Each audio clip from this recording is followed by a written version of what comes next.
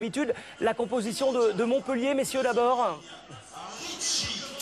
Allez, on voit ça tout de suite ensemble avec 6 changements du côté montpellierin par rapport au week-end dernier, la victoire à Grenoble, puisque le poste de talonneur est occupé par Rivaldi qui remplace Gély. En troisième ligne, Gorgodze laisse sa place à Grant. Pellissier est remplacé par Payog à la mêlée. Tuitavaki est remplacé par Olivier au centre. Et puis une seconde ligne, Thomas Newlook, puisque Demarco et Privat sont remplacés par Hamilton et Timani. Oui, deux joueurs de ruck remplacés par deux joueurs aériens. On connaît l'alignement castré, c'est le plus performant et le plus prolifique en attaque comme en défense. Donc les Montpelliérains ont préparé un plan anti-Castres. Voilà pour la composition d'équipe des Montpelliérains, Eric. Et il reste, on le rappelle, 2 journées en top 14. Jamais il y a eu autant de suspense en top 14. La composition de Castres qui joue sa saison ce soir.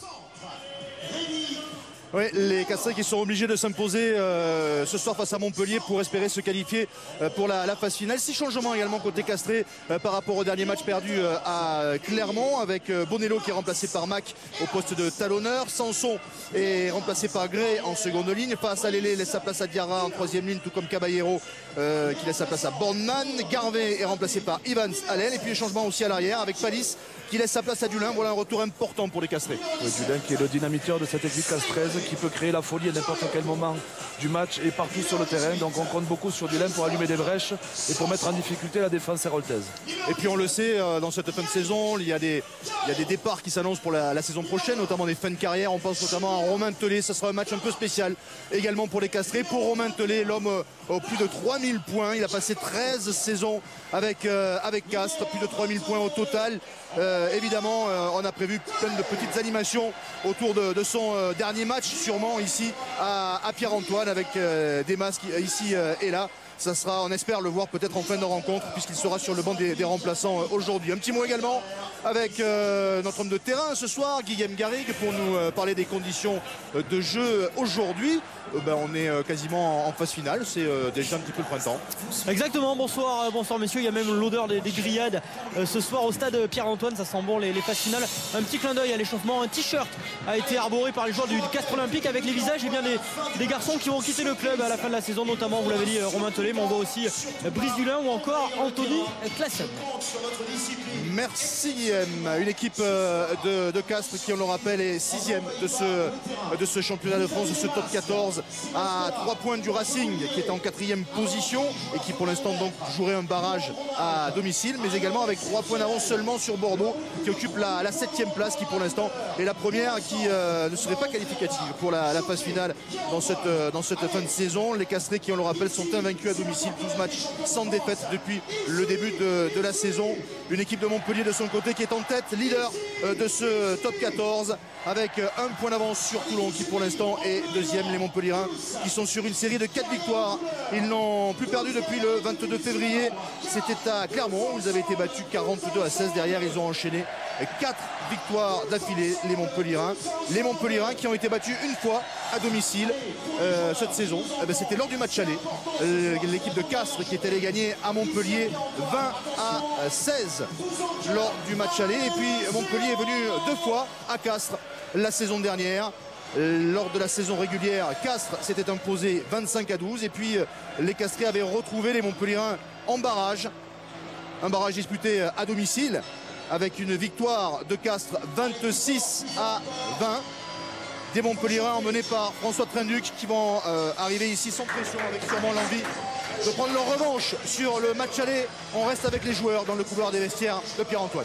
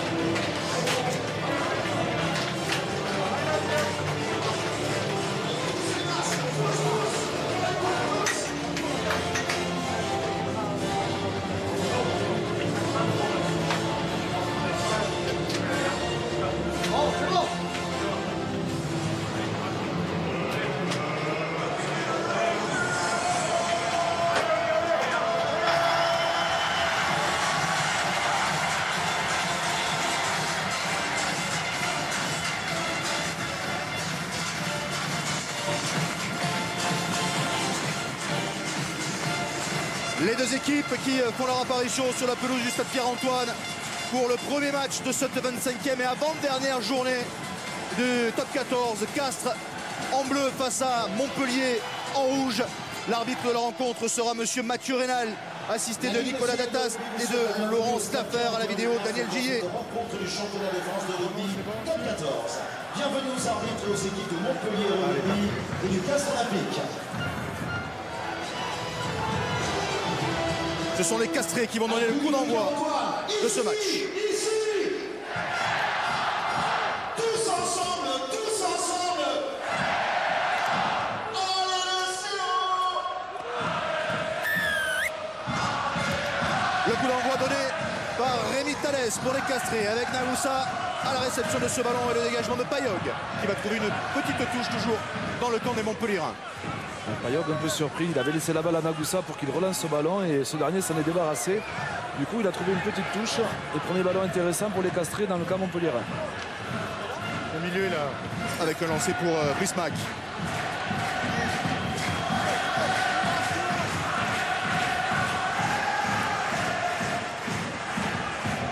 Bondman pour prendre ce ballon, contesté par les Montpellierins. Et qui est retombé dans le camp castré avec Diarra, mais intervention de monsieur Rénal qui a mis un avant. C'est un petit mot des conditions météo. Alors on n'a pas parlé du vent, il est très très faible, mais légèrement en faveur du Castres Olympique en cette première période. Alors ensuite, eh bien, les conditions sont parfaites. Hein. La pelouse est en excellent état et il fait une température plutôt agréable. Donc on a revu Hamilton prendre le bras du sauteur castré et lui faire commettre un en avant. Première mêlée de ce match. Introduction pour Benoît Payog.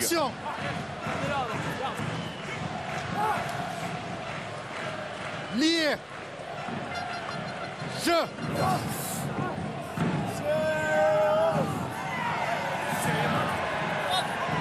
La mêlée qui tourne et ça sera une pénalité en faveur des Montpellierins. Les Castrés qui ont délibérément fait tourner cette mêlée. Ok, la faute, bien vu monsieur Rénal. Voilà. Et les appuis, les passes chassées sur la gauche des Castrés. Tourne sous la pression.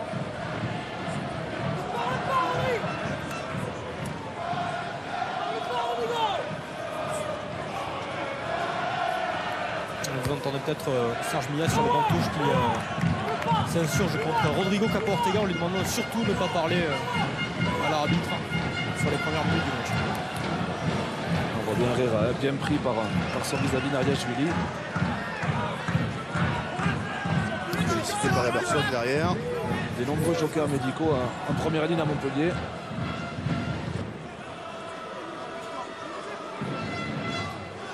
Touche pour les Montpellierins sur la ligne des 22 mètres de Castres. Lancé pour Michael Ivaldi. Et ballon gagné par les Castrés, volé par la touche castraise qui récupère ce ballon dans ses 22 mètres. Jouez-le. Cocotte qui sort ce ballon. On va faire un nouveau point de fixation avec la charge de Capo Ortega et le dégagement à venir de Brice Dulin qui va trouver une touche à hauteur de la ligne médiane jouée rapidement par Nagouza avec Olivier. Olivier qui va tenter une relance, bien pris notamment par Thalès et par Forestier. Payog qui repart dans le fermé avec Toulouse. Les Castrés sont présents sur les premiers plaquages.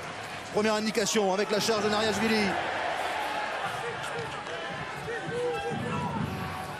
Ça enchaîne toujours au ras avec Grant.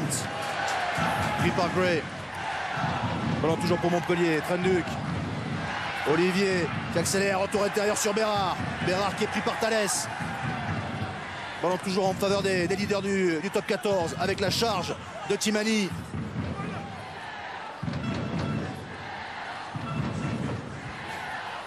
Bias maintenant. Derrière.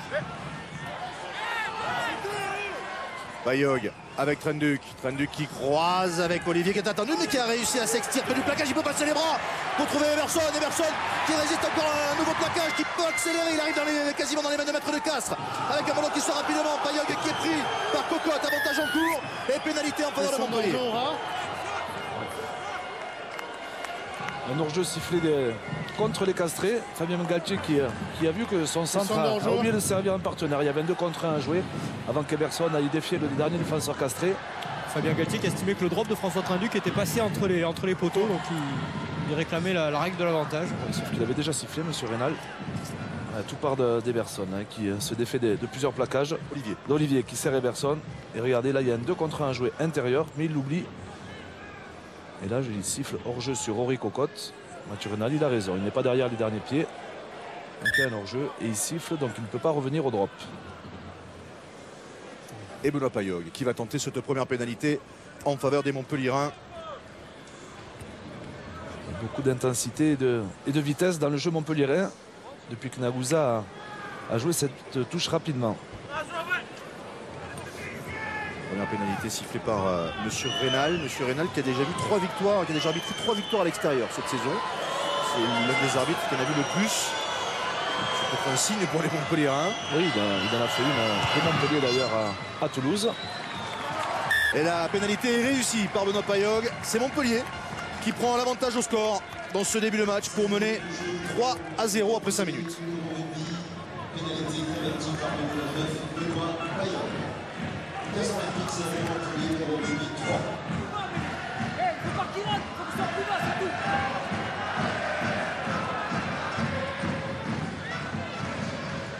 Le renvoi de Thalès.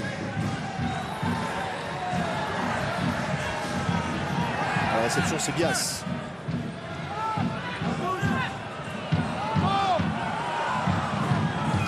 Payog par-dessus.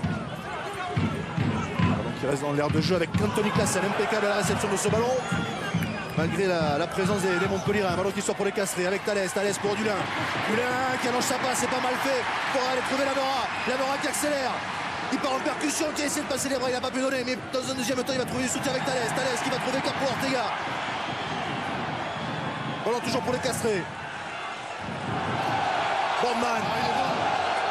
Et le public de Castres qui réclame un hors-jeu, mais M. Rénal dit de jouer, il n'y a pas de faute. Dulin, c'est pas un cadeau là que lui a donné Thalès parce que Eberson était monté.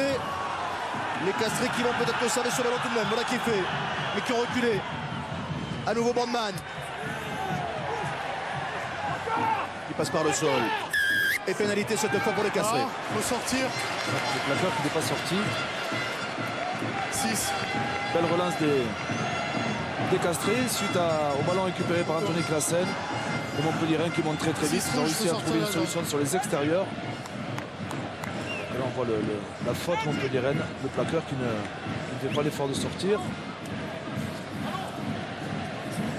On la revoit, Dulin qui décale Lamora dans le couloir, qui va jouer un cadrage déblément sur Bérard et qui ne peut pas servir. Dulin qui s'était repassé sur les extérieurs, c'est dommage.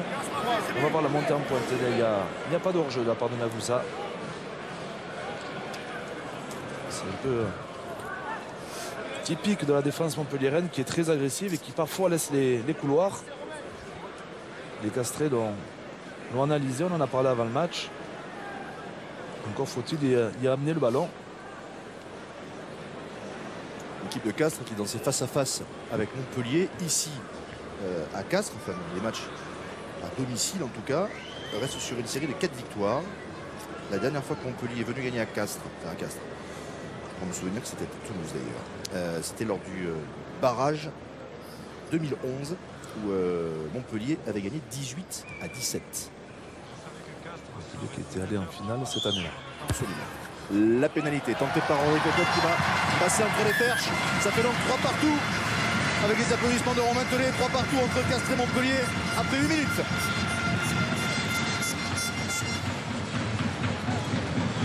De jeu pour le Castres olympique. Pénalité convertie par le numéro 9, Rory Cocotte. Castres olympique de 3, Montpellier. Le renvoi de Trinduc.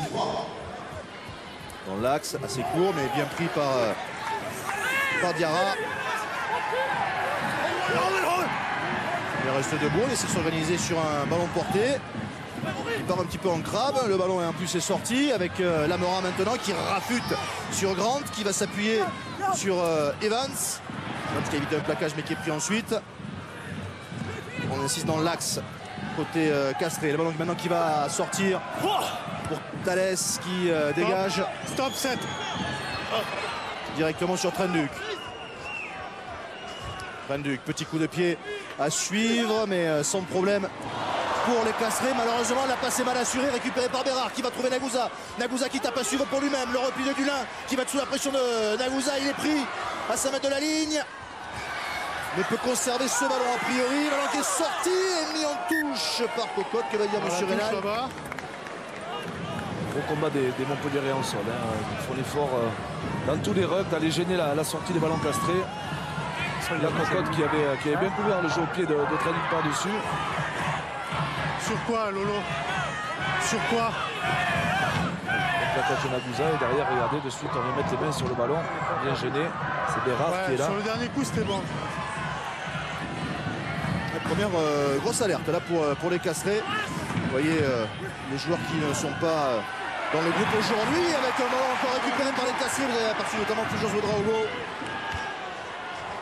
Cocotte qui cherchait Avantage terminé.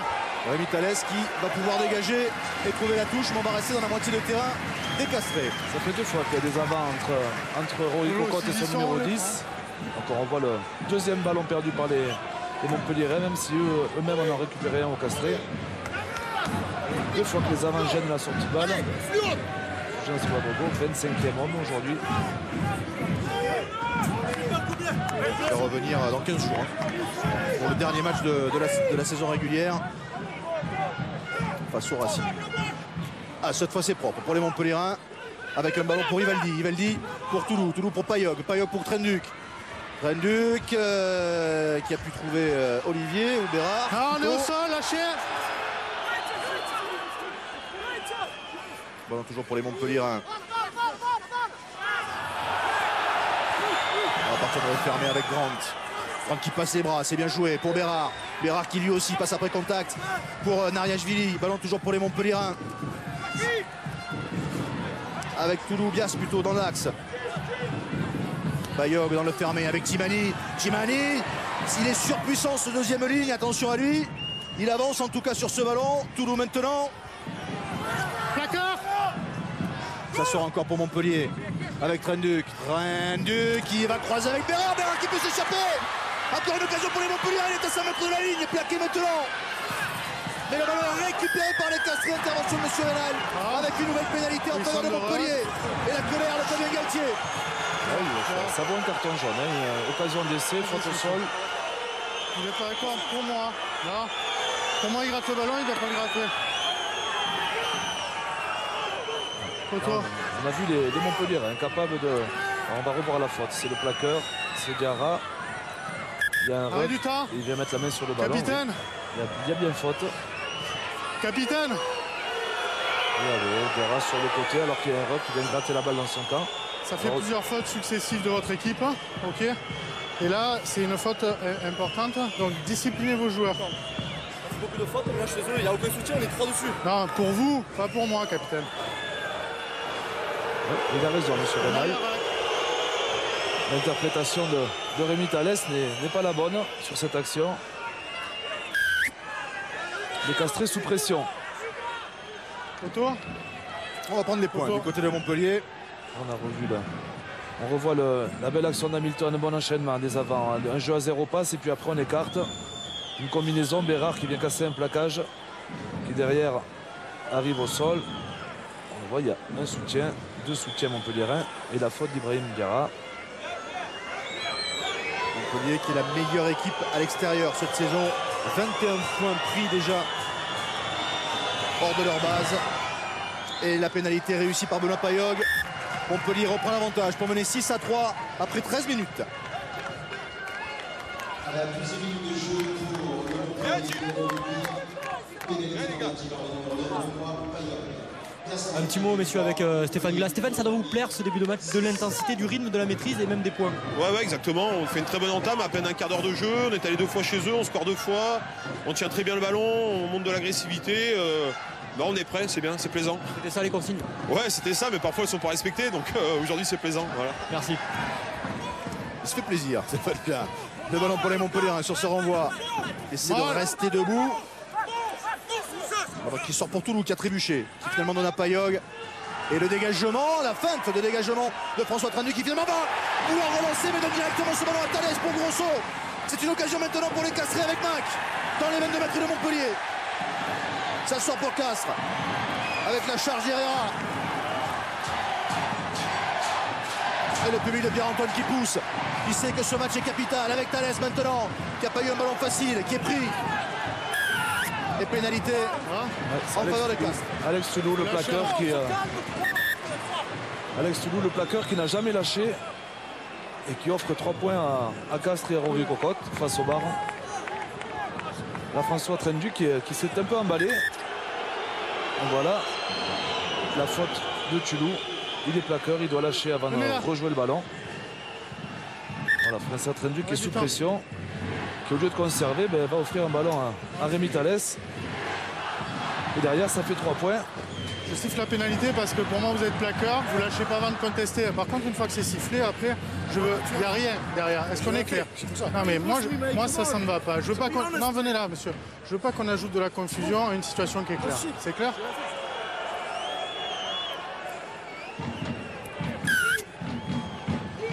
Auto. Le casque. Dis-leur, il ne faut pas qu'il manque de plaquage. Évidemment. Voilà pas, il a dit. Attends. Tu vas, défense, tu vas. Anthony Classen qui voulait vite récupérer ce ballon. Reculer, les rouges. Reculer. On n'a pas entendu comme ça. D'où ce petit accrochage. Nous avons entendu Serge Mias qui lui demande de se baisser davantage en défense. Anthony Classen.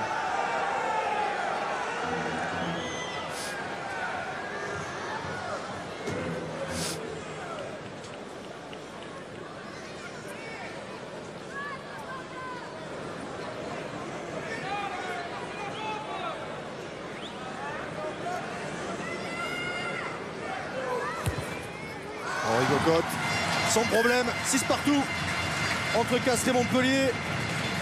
Sous les jeux de Geoffrey Palis. Après un quart d'heure dans ce match. Castres qui a eu 2 pénalités faciles, quasiment données par Montpellier, alors que les Montpelliérains n'ont toujours marqué que 2 pénalités, alors que c'est eux qui ont produit le plus de jeux.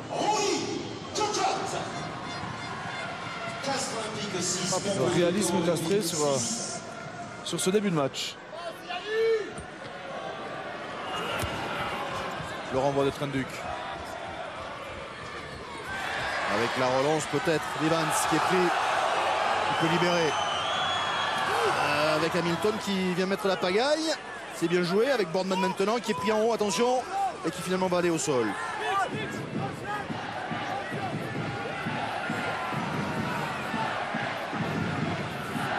Sur le dégagement de Thalès. Avec Toulou dans ses 22 mètres. Trenduc. Il va trouver la touche à hauteur de la ligne médiane.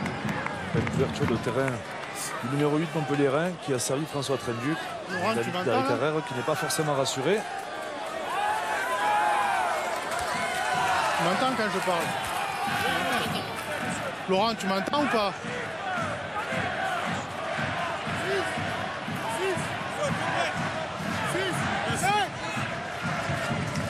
Non, la com elle est bonne. Vigilance sur le côté pour fermé. Wismac. Prise de balle. Richie Gray avec Thalès pour Diarra. Diarra qui a évité le plaquage d'Olivier qui est repris ensuite. Bon, toujours pour les Castrés, même sens. Avec Dulin.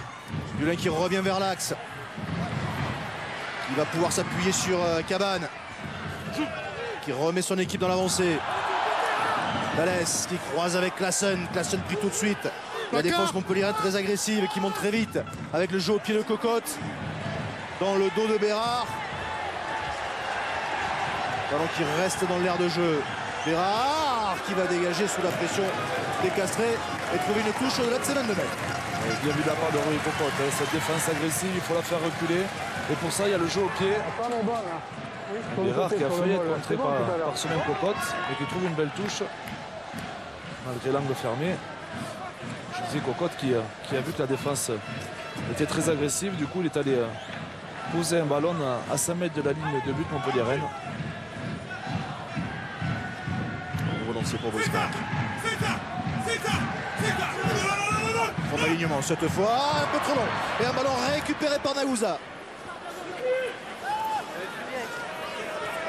Le Castres qui est l'équipe qui perd le moins de ballons Contraire. dans ce top 14. Il y en a quelques-uns qui ont été égarés en route depuis le début de ce match. Il se dépêche, elle a été contrée la balle. Lolo. Oui. Ah, et il ne le sait pas. Aïe, aïe, aïe. Il a aplati. Elle est touchée ou pas? Il ne le sait pas.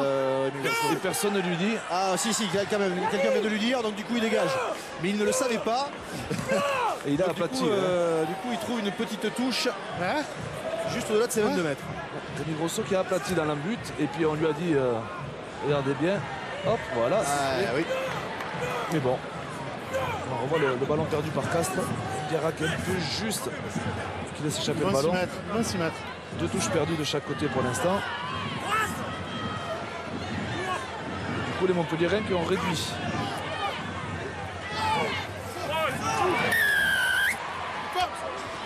Ah, on touche le sauteur en l'air. On tape le sauteur en l'air. Les On ententes, tape le bras du sauteur. les ententes du côté castré, puisqu'il y a eu 2 joueurs qui ont sauté. Autour. Richie Gray et Capo Ortega, Rodrigo. On va le voir, regardez le 5 et le 4 qui sautent en même temps. Et Richie Gray qui va gêner Alex Bias en l'air. C'est pas évident. Arrêtez.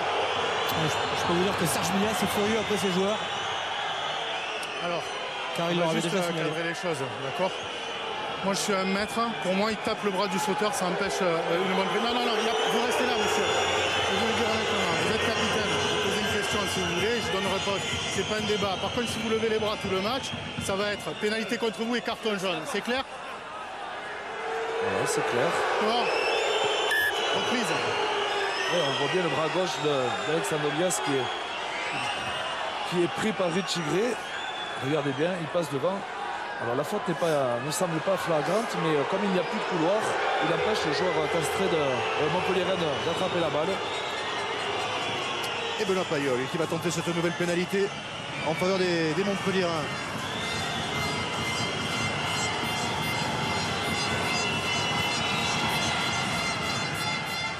Elle va passer et ça fait 9-6 à nouveau pour Montpellier à la moitié de cette première période. 20e minute de jeu pour le Montpellier au rugby. Pénalité convertie par le numéro 9, Benoît Payol. Castres Olympique 6, Montpellier au rugby 9.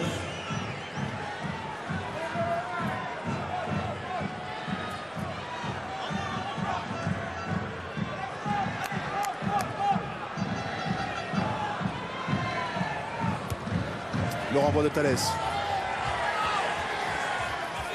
Prise de balle de Bias. C'est bien organisé. Ouais, voilà des Montpelliérains. Avec Toulouse qui a gardé ce ballon au fond du môle. C'est le même môle. Même môle. Toulouse qui a voulu s'extirper mais qui a bien été pris par Diarra qui veillait au grain. Ballon toujours pour Montpellier.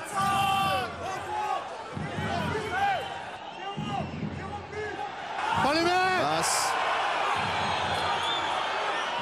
C'est Nagusa qui est en position 9, ça y est.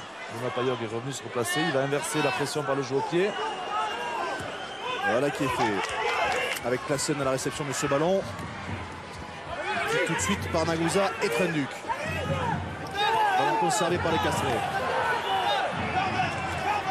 Bondman. C'est un petit peu seul, il faut venir au soutien. Voilà qui est fait. Cocotte qui part dans le fermé avec Cabane. Cabane pris par Nagusa puis par Toulouse. Cocotte qui joue au pied. Bayog à la réception de ce ballon en temps. C'est lui qui a rentré le ballon dans les 22 mètres. Et les Montpelliérains qui vont tenter une relance avec Bérard. Bérard qui va pouvoir passer les bras avec Timani. Et Montpellier. Grant. Eberson.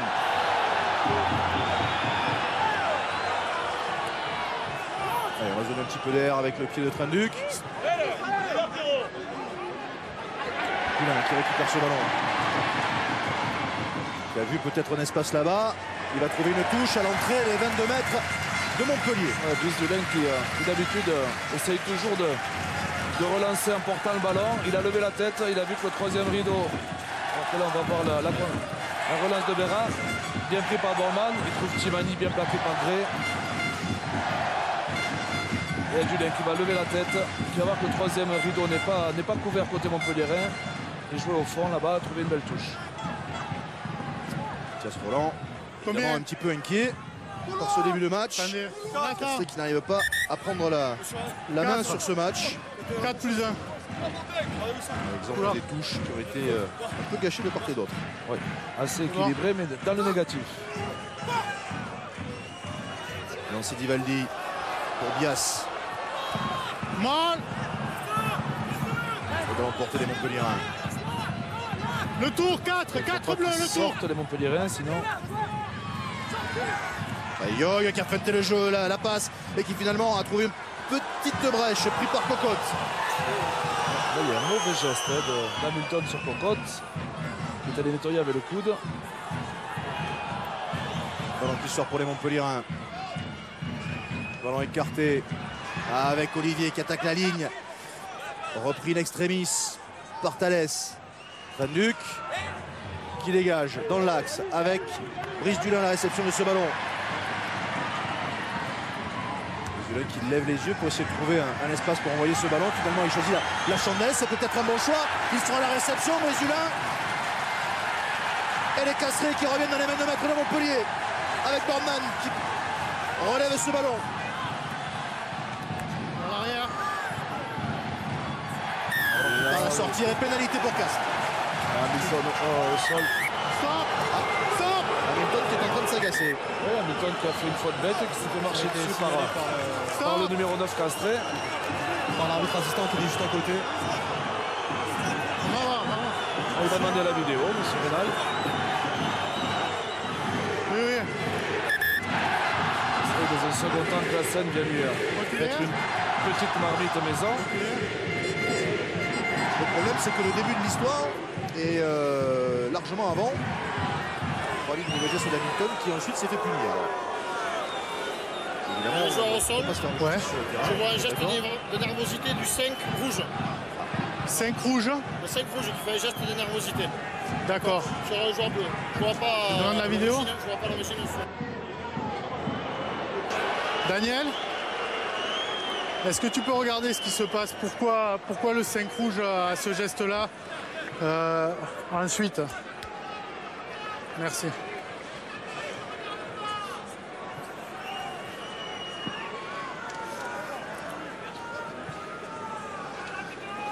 Alors, Oui, alors il râle après Hamilton, mais c'est vrai qu'il lui marche sur la main parce qu'il veut jouer le ballon. Il a raison. Du coup, il chope Diarra, mais Diarra aligné pour rien.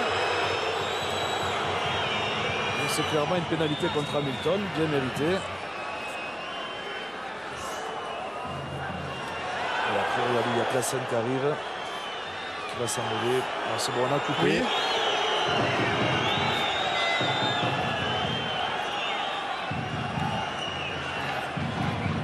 Comment?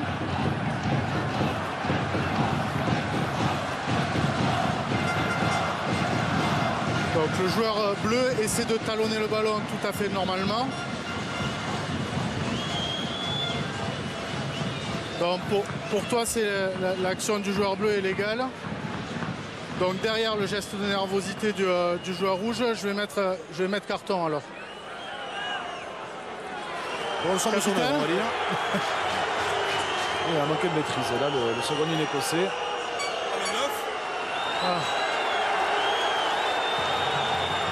Il est complètement au sol, ok, il joue le ballon au sol, alors qu'il est complètement au sol. Le joueur bleu essaye de talonner le ballon, chose qu'il a le droit de faire. Et derrière, il y a un geste de nervosité, c'est carton jaune. Carton jaune pour Rucking. Oui, Tim Hamilton. Il ne peut pas faire Calimero sur le coup, ça ne sert à rien de pleurer. Il est fautif, il est coupable. Il sort. Il a manqué de maîtrise, le second ligne écossais. Son deuxième carton jaune de la saison. Il a un petit côté surpris quand même. Et là, les joueurs sont toujours surpris lorsqu'ils font des fautes. Vous avez parlé de Calimero, c'est.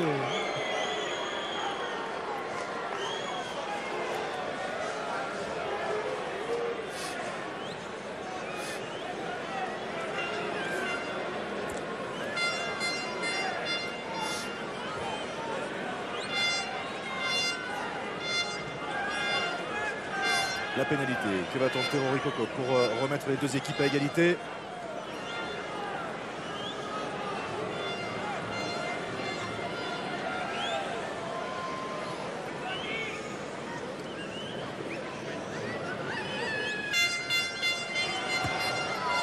Toujours 100% de réussite pour les buteurs ce soir et même partout entre Castres et Montpellier à un quart d'heure de la fin de cette première période. Encore une fois, Montpellier qui donne les points à son adversaire direct et qui va jouer pendant 10 minutes en infériorité numérique.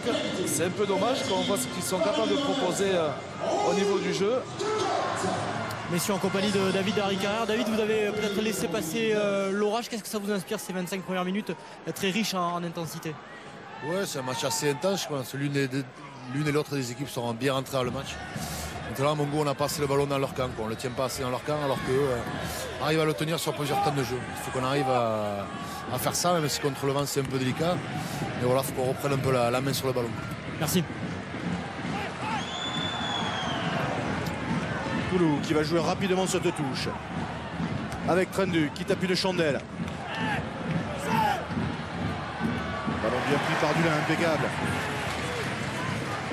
Ballon pour les Castrés avec Thalès. Thalès qui attaque la ligne, pris par Eberson. Et pénalité en faveur de Castres. Arrêt du temps. Ouais, c'est quoi qui va se faire réprimander? Non, pas vous, monsieur. Venez là. Ah. Prochaine fois qu'il y a un joueur qui me dit siffler ou pas siffler, c'est pénalité retournée. La fois d'après, c'est jaune. Oui, c'est bien, monsieur Reynal, il se fait respecter. C'est vrai que c'est un peu insupportable, tous ces joueurs qui viennent parler à l'arbitre, qui essaient d'influencer le cours du match. Il y a un capitaine, c'est à lui de réclamer. On voit la faute du plaqueur qui reste collé, qui met les jambes entre le ballon et son adversaire. La faute, il n'y a aucun souci. En revanche, la réclamation de Cocotte est inutile. Et les Castrés qui reviennent à la moitié de terrain, les Montpelliérains, avec un lancer à venir. C'est bon?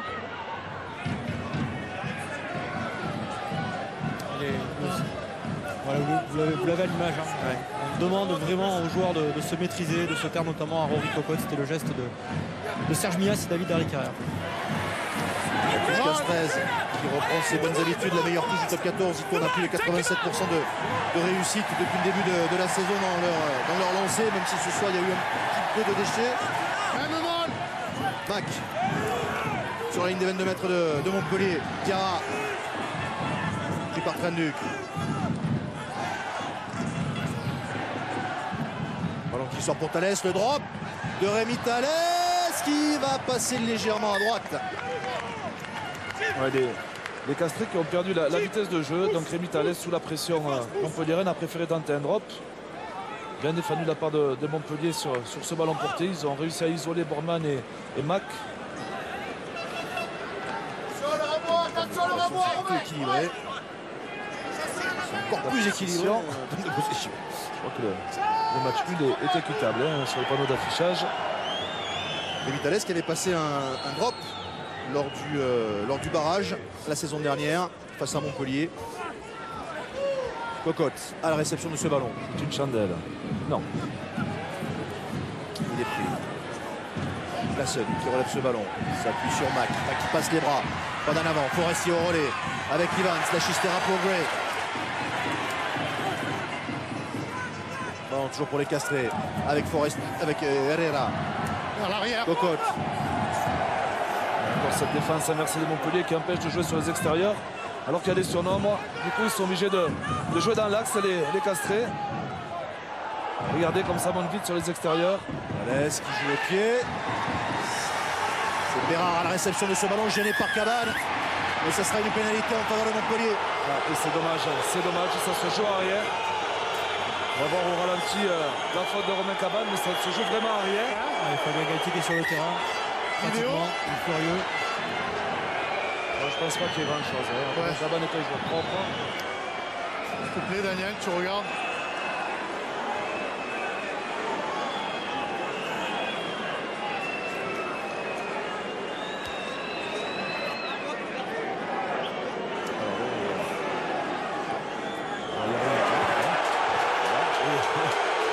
de Pierre-Antoine le fait savoir. Il le touche, oui, il le touche, il y a faute, mais il n'y a pas carton, il n'y a rien du tout. Il lui prend la tête, il doit siffler pénalité.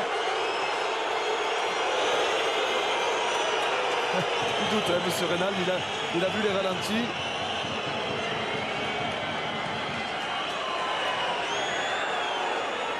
Il lui prend la tête, il le touche alors qu'il est en l'air, donc il y a faute. Il y a pénalité, c'est certain. Après, est-ce que ça mérite plus? Je pense que c'est la question que se pose. Ce n'est pas dangereux et c'est involontaire. Donc pour moi, il n'y a pas carton jaune. On va rester à la pénalité. Donc pour toi, on reste juste sur la pénalité. D'accord. On va être à l'arbitre vidéo. C'est ce que j'allais vous dire. Vous devez faire arbitre. Déjà qu'on vous annonce dans tous les clubs de France, et Thomas, attention qu'on ne vous trouve pas une autre reconversion. Je suis trop bien au micro. Et Pierre Bérard qui va beaucoup mieux, qui a mis ce ballon en touche. Fabien Galtier qui a eu quelques mots pour Rémi Grosso, histoire de le chambrer un peu. Alors j'ai pas pu tout entendre, mais ça a énervé le joueur de Castres.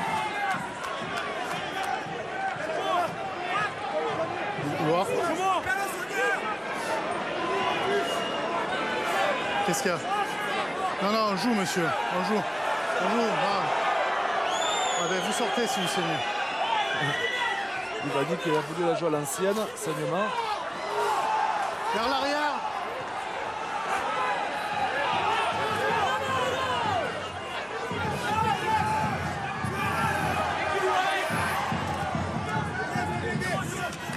Pour les Montpellierins. Avec nous.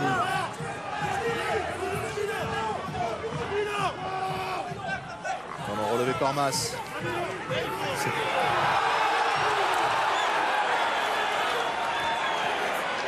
Ballon récupéré par les Castrés avec Cocotte qui peut partir derrière ce bol. Le coup de pied à suivre. La bonne couverture des Montpellierins.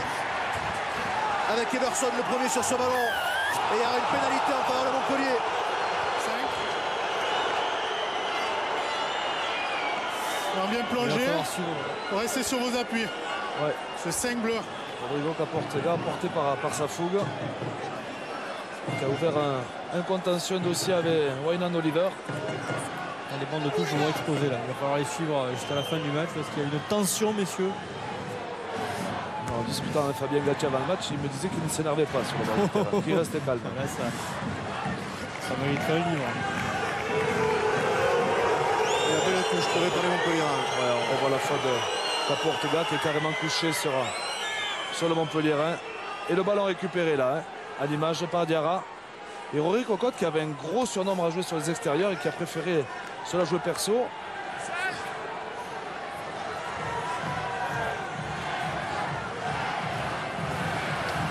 C'est intéressant là pour les Montpellierins avec Ivaldi. Ouais, qui a pu trouver Bias.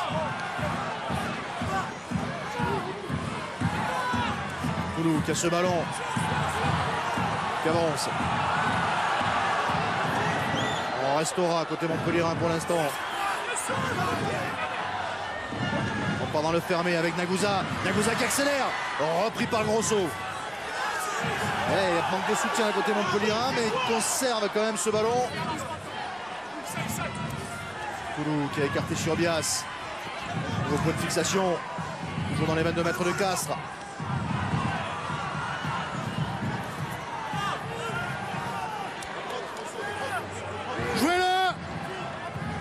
On va préparer le drop de François Trenduc. Il est dans l'axe, le numéro 10. Juvili qui est pris et pénalité pour les Castrés. La même faute que. Voilà, il le dit, pareil que là-bas. Même faute. Le soutien qui 8 rouges. Qui va au-delà. Restez sur vos appuis. Belle défense agressive des Castrés. Non, mais non, c'est pas là. Il y a pas, je veux bien, c'est le 8 rouge. Il est pas sur ses appuis, n'empêche le conteste. Voilà. Concentrez-vous sur le jeu. François Trenduc, on en parlait, comme Rémi Thalès précédemment, les deux capitaines qui vont demander des comptes à M. Reynal, qui tient bien son match. Il ne s'est pas trompé depuis le début.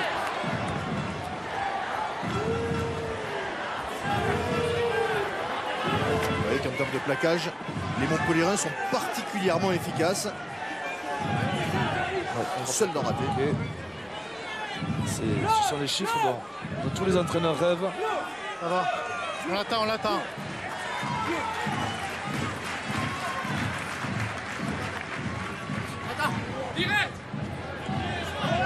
Alors lancé pour Brice Mac.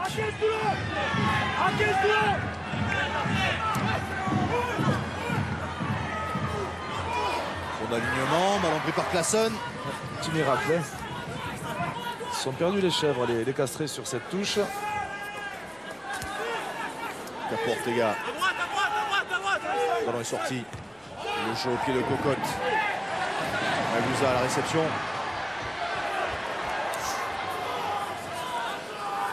Qui est pris. On a toujours pour les Montpelliérains. Ah ouais. Ce serait une mêlée en faveur de Montpellier. C'est un rock, donc on aura le ballon au camp attaquant. Et Hamilton qui va faire son retour sur la pelouse. Lui il est déjà prêt, mais l'arbitre assistant lui dit qu'il faut patienter quelques instants. C'est vrai que Montpellier effectivement est à 14. Capitaine, là-bas c'est clair pour moi. Après on peut pas avoir cette truc stérile, ça sert à rien. Si j'estime qu'un plaqueur gêne, je le sanctionnerai. Si le ballon est dispo, c'est bon. Si je siffle pas le 4, c'est que pour moi au départ il est au cœur. Voilà. Après je détiens pas la vérité, mais c'est déjà compliqué. C'est compliqué sur les situations de règle, c'est compliqué sur les molles. Donc si on y rajoute de la confusion, c'est pas bon. C'est bon? Soit qui essaie d'expliquer à Renal qui voulait l'aider dans son arbitrage. Je savais que c'était difficile l'arbitrage. Je qu'on peut apprécier quand même la courtoisie des échanges, messieurs. On avance encore. Alors, mêlée, introduction pour Benoît Payog.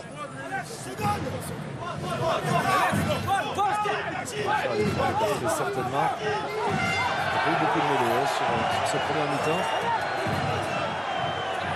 Flexion. Du mal à s'organiser côté Montpelliérain. Lié. Jeu. Stop. On va se rapprocher.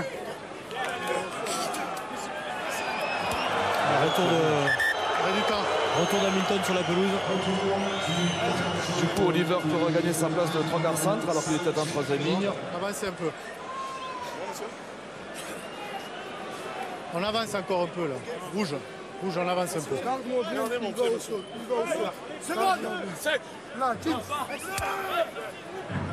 Flexion. Attends, Alex, on prend le temps. Lié. Jeu.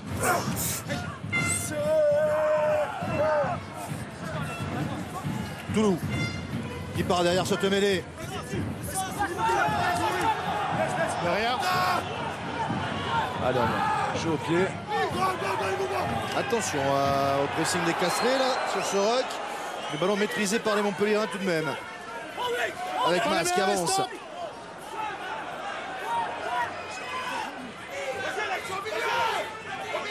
Chandelle. Ah non. Tout petit jeu au pied de Payot. Attention, pas gêné côté Castré avec Claesson qui a récupéré ce ballon. Alors que le public réclame un hors-jeu et c'est vrai que tous les joueurs montpelliérains étaient hors-jeu. Monsieur Rompa pour Dulin. Il y a peut-être sur l'endroit joué. Le ballon écarté maintenant sur Lamora qui essaie de rafouter Olivier mais qui est repris.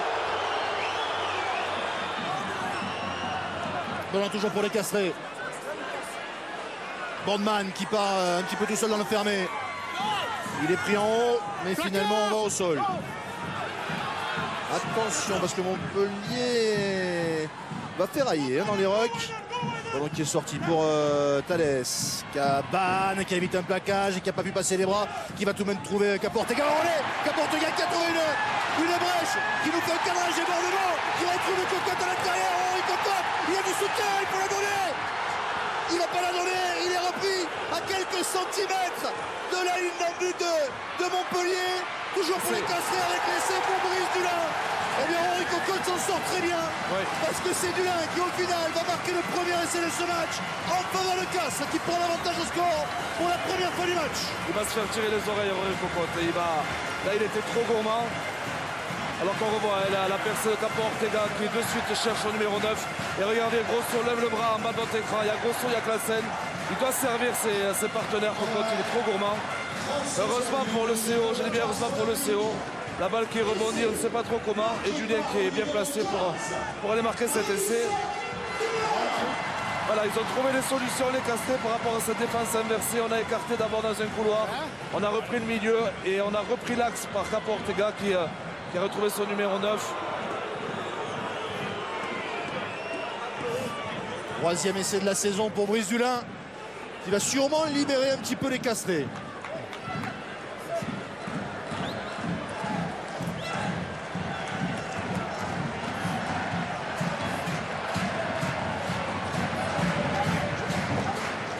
La transformation à venir, que va tenter Rory Cocotte. Je peux vous dire que ça a rassuré tout le monde côté Castres Olympique cet essai. Ouais, véritable chape de plomb qui s'est envolé. Montpellier qui avait tenu à 14 contre 15 et dès le retour de leur seconde ligne en égalité numérique se sont un peu déconcentrés. Il va falloir remettre l'église au centre du village, réorganiser tout ça et remettre la main sur le ballon.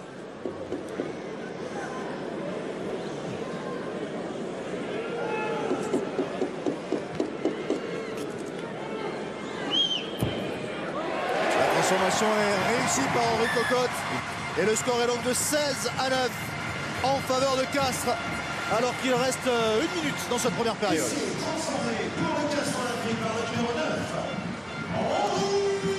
On va changer 3 carrés là, à Montpellier avec la sortie de Nagoussa. Nagoussa qui est encore dans la et l'entrée de Lucas Dupont. Il est là-bas, tu vois. Ouais, c'est le contrôle qui sort et voilà. Je donne plus d'informations dès que j'en ai. Lucas Dupont est rentré sur la pelouse à la place de Nagoussa. Ouais, c'est une grosse perte pour Montpellier. Timothy Nagoussa qui a marqué 6 des 11 derniers essais de Montpellier. Ivan, c'est la réception de ce ballon. Ah oui, le ballon était sorti du rock et Ranger est allé le prendre. Ballon récupéré par les Montpelliérains. Mass en position de demi-mêlée avec la charge de Timali. C'est bon, premier gratteur. Et ballon gratté par Capo Ortega et récupéré par les Castrés avec une pénalité juste derrière. Ils s'énervent les Montpelliérains. C'est quand même une information, donc je vais vous la donner. Nagoussa a l'air très sérieusement touché au niveau de l'épaule droite. Vous avez entendu la sirène, oui, ça pourrait être une grosse perte pour la fin de saison. Timothy Nagoussa, on va essayer de suivre ça, voir si c'est pas trop grave. En tout cas, fin de cette première période. Finalement, à l'avantage des Castrés qui mènent de 7 points à l'issue des 40 premières minutes. 16-9 en faveur de Castres grâce à un essai en toute fin de première période marqué par Brice Dulin. Oui, mais qu'il y ait un affront. Et avant de retrouver le plateau des spécialistes, on va peut-être... Messieurs, en compagnie de réaction, c'était pas facile de classer ces petits papiers, allez-y. En compagnie de Rémi Thalès, c'est pas facile, mais finalement cet essai c'est peut-être celui de la libération. Quel regard vous portez sur ce premier acte? Ouais, c'était une première mi-temps très engagée. Voilà, il n'y a pas beaucoup d'envolées, mais ça s'envoie beaucoup, c'est difficile et c'est vrai que voilà, on savait que c'était très difficile de battre cette défense de Montpellier. On a réussi avant la mi-temps avec un peu de réussite et ça nous fait du bien pour la suite parce qu'on a besoin de la victoire ce soir et c'est quand même engagé. Voilà, merci à Rémi Thalès. Voilà, il n'y a pas beaucoup d'envolées, mais ça s'envoie quand même beaucoup. Pour reprendre les propos de Rémi Thalès, messieurs. On a besoin de la victoire, on l'a entendu. Castres, messieurs, n'abdique pas. Réaction à chaud. Pierre Villepreux, Jean-Pierre Lissalde. On a eu quand même, malgré l'enjeu, un début de match qui était intéressant de la part des deux équipes. Il y a eu du mouvement, des intentions de jeu. Et puis tout d'un coup, ça s'est arrêté, ça s'est bloqué. Alors, est-ce que c'est justement cet enjeu qui amène les joueurs à aller vers beaucoup d'affrontements et de fait, l'arbitre est intervenu beaucoup plus souvent, ce qui fait que le match a un peu perdu de sa qualité. Vous en parlerez tout à l'heure avec François Trio. Réaction à chaud également, Jean-Pierre. Je ne peux que confirmer ce que dit Pierrot, mais il y a beaucoup de fautes au sol. C'est ce qui gâche et un peu hache le jeu, quoi. Mais c'est normal, il y a beaucoup de pression. Il l'a dit, on s'envoie, hein, dit Rémi Thalès. Forcément, les deux équipes ont beaucoup de talent de jeu, d'organisation, ça se sent. Mais les phases de ruck sont Les règles ne sont pas trop respectées, donc l'arbitre siffle, il est bien obligé, et il donne des avertissements, il va bien finir par mettre... L'enjeu, vous en discuterez et débattrez avec eux, François, dans un instant. Juste après ce match, il y aura Jour de foot première édition avec vous, Karim Benani et Reynald Pedros. Le programme ce soir. Saint-Etienne face à Rennes. Saint-Etienne, en cas de succès, pouvait faire un grand pas vers une qualification européenne en fin de saison. Un match face aux finalistes de la Coupe de France, finaliste face à Guingamp. Rennes, donc, qui se déplace avec quelques changements dans l'équipe de Philippe Montagnier. Grosse ambiance à Geoffroy Guichard. Ce soir, les meilleurs moments dans Jour de foot avec nos envoyés spéciaux sur place. Quelques changements, quart finale de la Coupe de France à venir. Un mot de Marcelo Bielsa, parce que vous en parlerez, je suppose. On a dit qu'il signerait à l'OM en fin de semaine. On y est, on est vendredi soir. Vous voulez connaître le nom du futur entraîneur de l'OM, j'imagine. Mais oui, messieurs, parce qu'on parlait beaucoup de Marcelo Bielsa, vous le dites. Eric, alors José Anigo, le directeur sportif et actuel entraîneur de l'OM, cet après-midi a parlé des jeunes. Et en parlant des jeunes du club, il s'est trahi. Écoutez. Je vous dis, le passage à l'OM la première année pour eux a été un peu en dents de scie, avec des bonnes choses, quelquefois des moins bonnes. Mais je reste persuadé, notamment avec Bielsa qui va démarrer la saison, et Bielsa ou un autre, pardon, mais avec... Désolé, excusez-moi, mais j'ai fait un lapsus. Lapsus révélateur, évidemment. Bielsa à l'OM, les toutes dernières infos tout à l'heure dans Jour de foot, première édition avec José Nigo qui en parle à longueur d'ailleurs de Marcelo Bielsa. On sait que vous êtes football et Formule 1, un mot du Grand Prix de Chine, ce sera dimanche sur Canal. Les essais aujourd'hui, le retour de Ferrari? Oui, parce que les premiers essais libres ont eu lieu la nuit dernière, les deux premières séances.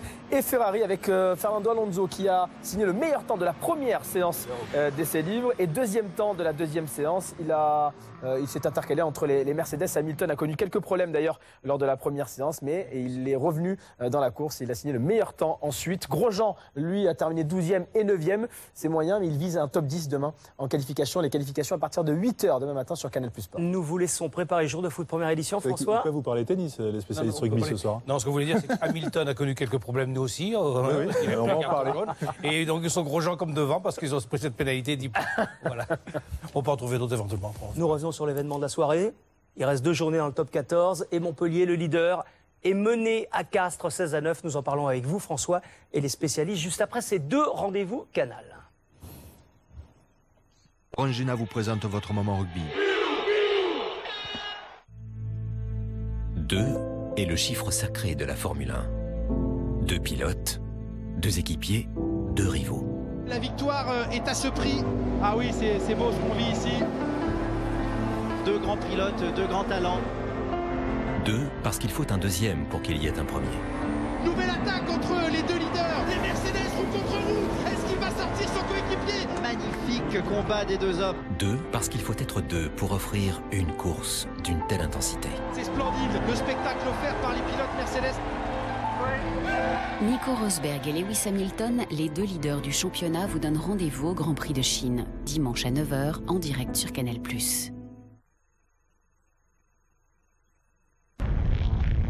Je sais qui tu es, Sandra Paoli.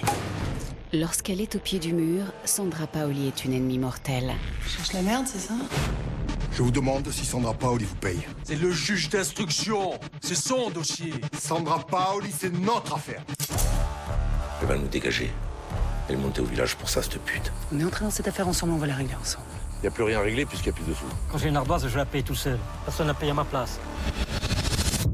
Tu vas faire quoi? Tu vas enfin foutre la paix? Mafiosa, l'ultime saison inédite continue, lundi 20h55 sur Canal+.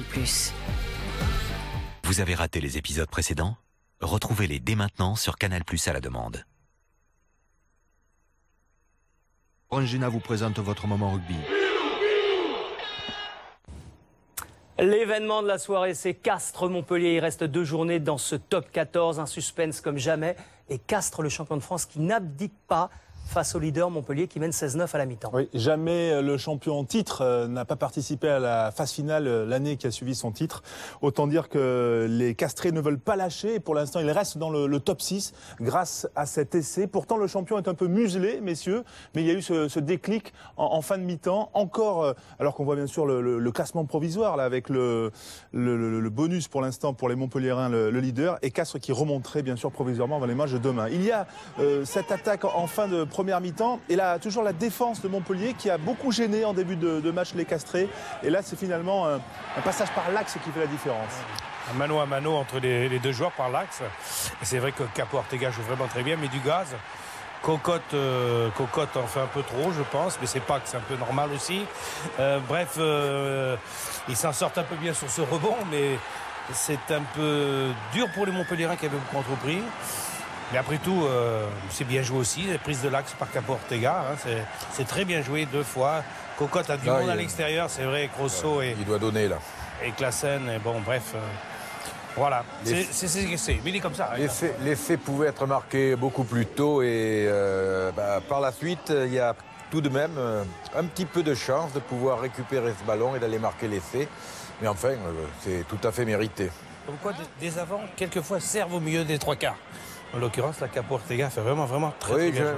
Mais je crois que Cocotte est omnibulé par la ligne et il ne prend pas en compte les 2 partenaires qu'il a à ses côtés. C'est dommage parce que l'essai pouvait être marqué bien avant. Et vous l'avez peut-être vu sur cette image, Nagusa qui s'est blessé, qui se tient le bras alors que c'est cet essai qu'on revoit sur palette, avec notamment, juste messieurs, quand même l'éclairage sur le geste de Cocotte là. C'est normal qu'il soit attiré par la ligne, par le poteau de touche. Non, il doit donner. Il a un partenaire qui est à sa hauteur, à gauche, qui serait allé marquer l'essai sans aucune difficulté. Non, c'est pas bien joué, mais voilà. La blessure de Nagusa, double peine, parce que là sur cet essai, donc il y a effectivement Castres qui repasse devant, alors que Montpellier a fait quand même la course en tête quasiment tout au long de cette première période. Et donc la blessure de Nagusa, qui est un atout maître pour l'équipe de Montpellier, qui est l'un des meilleurs marqueurs du top 14. On l'avait vu brillant la semaine dernière. Voilà, visiblement, luxation de l'épaule, selon Guillaume Gary, qui est sur la touche, mais on va y revenir dans un instant. En tout cas, il souffre, l'ailier fidjien de Montpellier, et c'est pas forcément une bonne chose pour un leader qui est plutôt serein parce qu'on a vu des belles intentions, messieurs, en début de match notamment. Ils ont parfaitement commencé ce match avec notamment Eberson. Ça a été un bon début. Et Bérard qui a relancé les ballons, qui était pour moi l'homme de la première mi-temps du côté des Montpelliérains, qui a été décisif souvent, qui a des bons appuis, qui a transpercé. Et puis bien évidemment, les autres joueurs ont plein de qualités. Ils auraient pu profiter non seulement d'une pénalité, mais en l'occurrence d'un carton jaune pour Diarra, quand même, faute si près de la ligne. Mais bon, ceci étant, on ne va pas reprocher à M. Reynald. C'est un choix. Mais c'était vraiment une bonne équipe de Montpellier qui justifiait complètement sa première place. Là, on pourrait dire que M. Reynald n'a pas laissé l'avantage, ce qui est faux parce qu'il y a un léger en avant du petit Payog. Et donc forcément, il ne peut pas laisser l'action se continuer. Voilà, donc c'est aussi bien arbitré. Montpellier joue très bien ses coups quand ils sont dans une espèce de chaos de joueurs. Cette capacité à ressortir la balle sur un joueur qui vient de la profondeur, ça, ils le font très bien. C'est ce qui amène cette continuité et cette fluidité dans leur jeu. Ils l'ont très bien fait en début de match. 12e minute, regardez, c'est une action qui suit, ça part sur une touche, un lancement de jeu bien huilé. On va tout de suite chercher le large avec peut-être dans un deuxième temps avec les avants d'abord. Ils vont pas trop chercher le large au départ. Ils attirent les joueurs castrés sur le porteur de balle et Trenduc va s'écarter et aller jouer très très loin. Alors bon, la défense castraise ne s'est pas laissée surprendre. Mais ensuite, ce qui est intéressant, c'est l'option choisie. On va essayer d'insister dans l'axe pour essayer de concentrer cette défense. C'est le but. C'est une équipe qui est complète, elle peut jouer dans toutes les zones, elle est puissante aussi. Ils ont cette capacité à faire des passes après contact aussi, et des bonnes passes, des bonnes transmissions, pas forcément des passes d'ailleurs. Et donc c'est vraiment une équipe qui était première du championnat et qui le méritait parce que vraiment c'était un jeu de qualité. Avec des joueurs très puissants, on va voir le deuxième ligne australien qui va s'arracher encore. Bref, c'était propre. Je crois qu'ils se sont un peu gâchés on voit toujours la situation, bien sûr. Ça continue. Toulouse, on connaît sa puissance aussi. Le petit Milmélé continue toujours bien les actions en faisant des bonnes transmissions.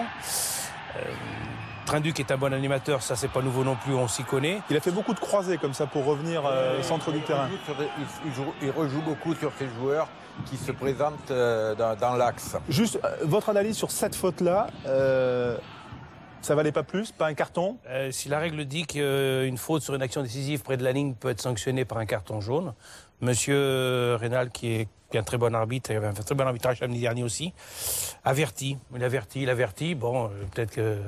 Bon, il a peut-être raison, je ne sais pas. Ça mérite, c'était possible. Il y a un rendez-vous durant ces mi-temps du vendredi soir. Ce sont les chiffres du consultant. Quels chiffres, Thomas Lièvremont, retenez-vous de cette première période? Des chiffres assez simples. D'abord les mêlées côté les mêlées sur cette première mi-temps, puisqu'il n'y a eu que 2 mêlées disputées. C'est assez rare. Comme quoi il y a de la qualité de part et d'autre. Au niveau du jeu, on a quand même pas mal proposé de séquences de jeu et aucune faute de main. C'est une belle statistique. Et puis après, c'est l'occupation et la possession. 49-51, 50-50. C'est un match très équilibré. On a vu Castres prend l'avantage à la dernière minute de la première mi-temps. Sinon, c'est un match très équilibré dans la conquête, des ballons perdus de part et d'autre et surtout des ballons grattés. Donc, 2 équipes qui jouent dans le même registre, qui n'ont envie de rien lâcher ce soir. La saison de ces 2 équipes va jouer ce soir, François. Oui, alors. Dans la seconde période. Non, mais on va être très prudent parce que si ce soir Castres gagne, ce n'est pas évident et ce n'est pas sûr qu'il se qualifie, bien sûr, parce qu'après il y aura un déplacement à Bayonne et Montpellier ensuite recevra le Racing. Montpellier postule pour une place de premier, juste peut-être. La question c'est doivent-ils viser une 2e place pour avoir un break de 3 semaines ensuite, puisqu'ils ne jouent pas la Coupe d'Europe. Trop long, 3 semaines. Je pense qu'il ne faut pas trop calculer là.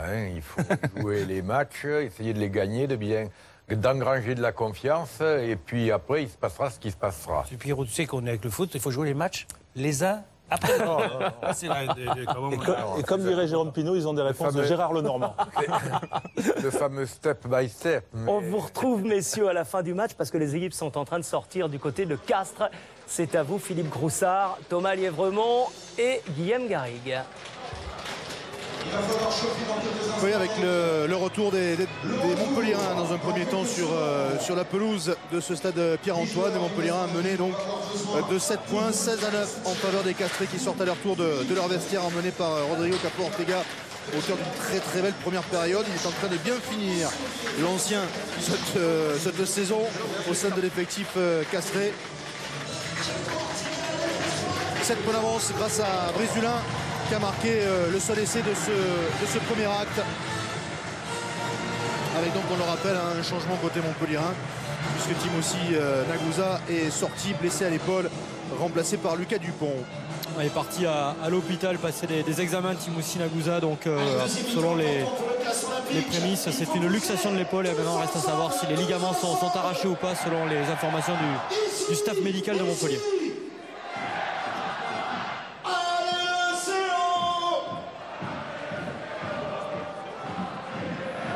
Le début de la seconde période de ce match entre Castres et Montpellier.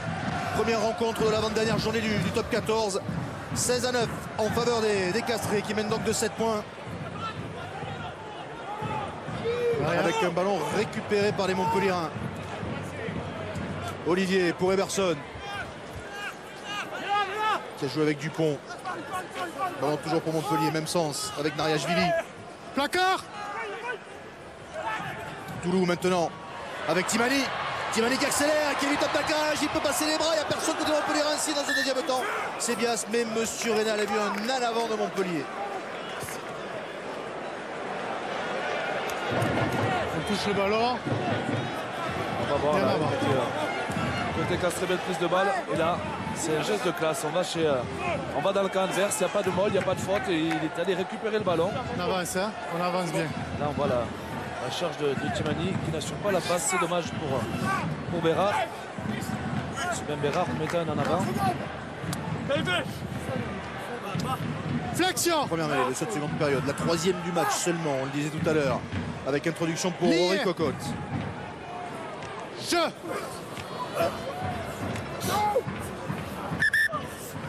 va pas pouvoir introduire. Alors,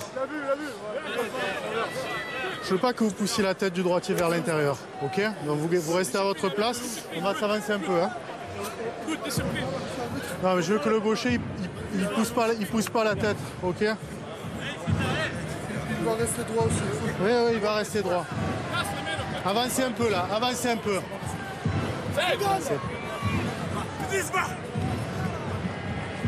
Flexion. Lié. Je.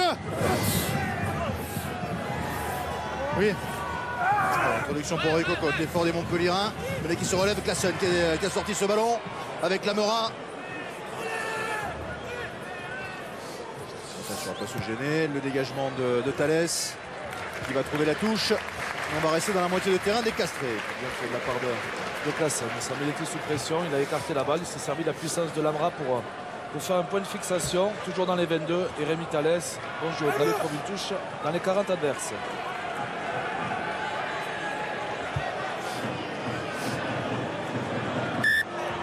Passe. Combien? Complet? 6. Lancé pour Ivaldi. Ballon contesté par les Castrés, récupéré dans un deuxième temps par Diarra. Classen qui peut écarter sur Thalès, qui fait le jeu au pied, qui s'appuie sur Lamora. Lamora qui peut écarter encore avec Evans. Evans qui est pris. On va sur le côté. Non, ce sera une pénalité pour Montpellier. Il a nettoyé le ballon sur le côté. Voilà. Geste de M. Renal Leclerc. Très beau plaquage d'Eberson, qui était en poursuite sur Dulin. 12 bleus, clairement en travers. C'est Rémi Lamora. Trenduc qui va mettre ce ballon en touche à proximité des 22 mètres de Castres.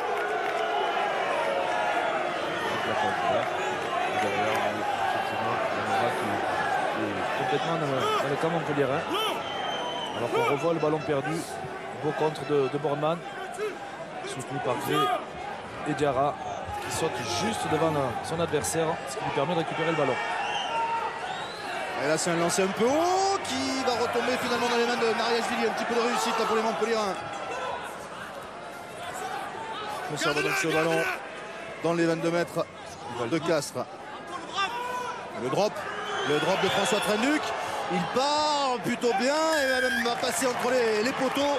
3 points de plus pour Montpellier grâce à ce drop de François Trenduc. Il était dans un fauteuil bien protégé par ses avants. Il trouve la cible. C'est son 8e drop de la saison. C'est le meilleur dropper entre guillemets de ce top 14. 16-12. Plus que 4 points d'avance pour les Castrés après 4 minutes dans cette seconde période.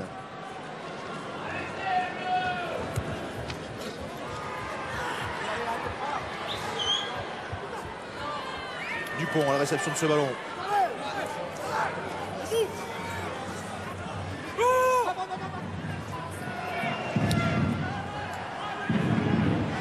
Dégagé par les Montpellierins. Avec Cocotte qui joue avec Dulin. Dulin, le jeu au pied, attention un petit peu long peut-être. Non, le ballon qui va finalement aller jusque dans le long but seulement.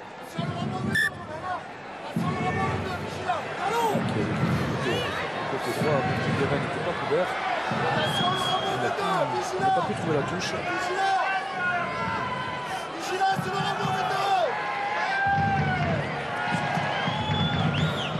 Il faut que les Castrés remettent la main sur le ballon. C'est plein de voir les Montpellierins leur imposer des séquences de jeu et de mettre à la faute comme ils l'ont fait précédemment pour passer un drop.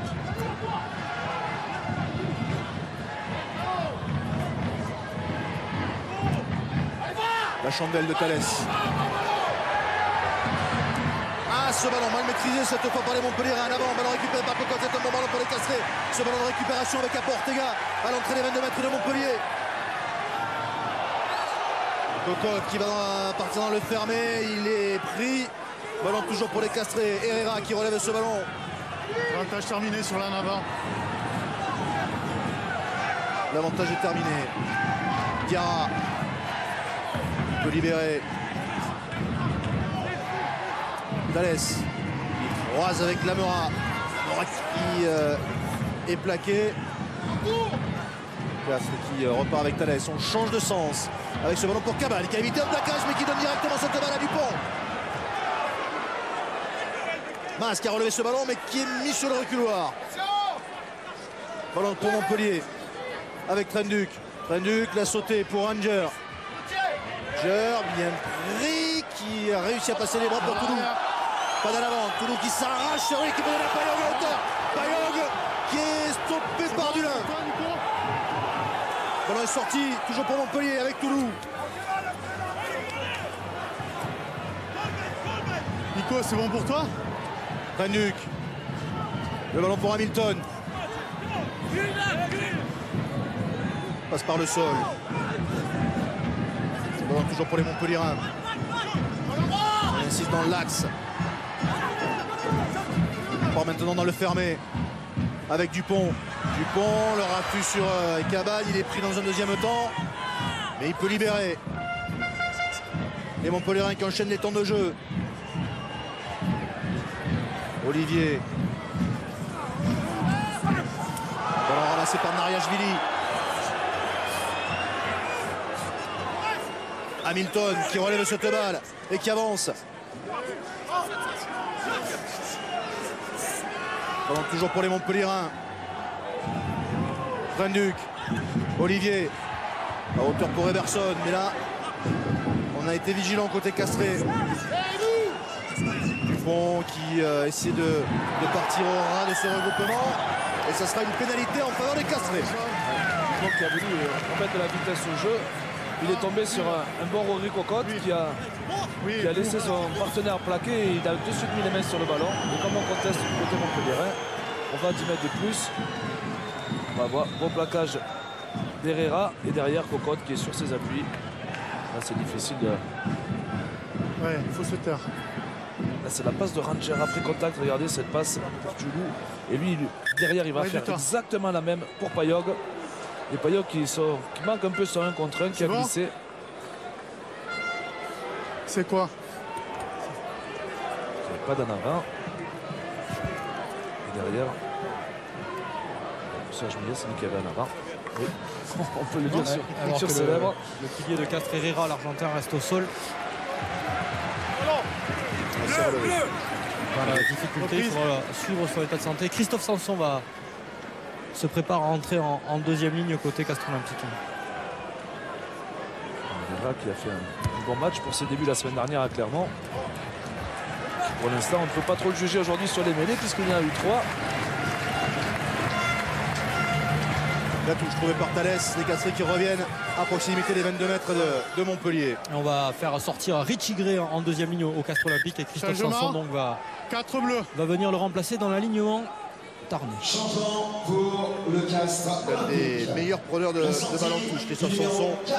Et Tuitavaké va rentrer également côté Montpelliérain. Combien?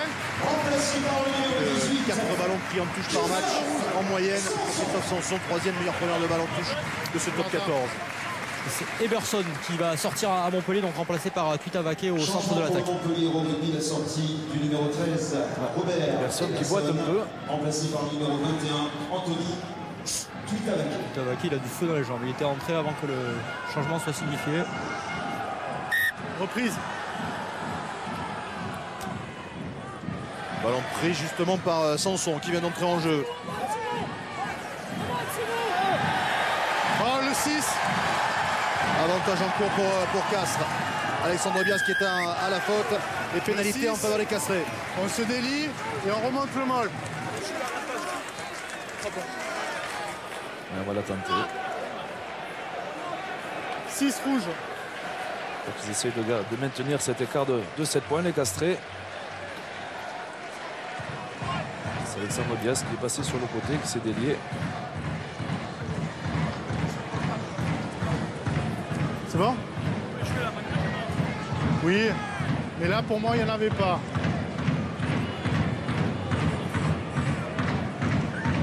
Rory Cocotte qui va tenter cette pénalité. Pour l'instant il est à 100% de réussite. En général quand je dis ça derrière, c'est raté, mais bon.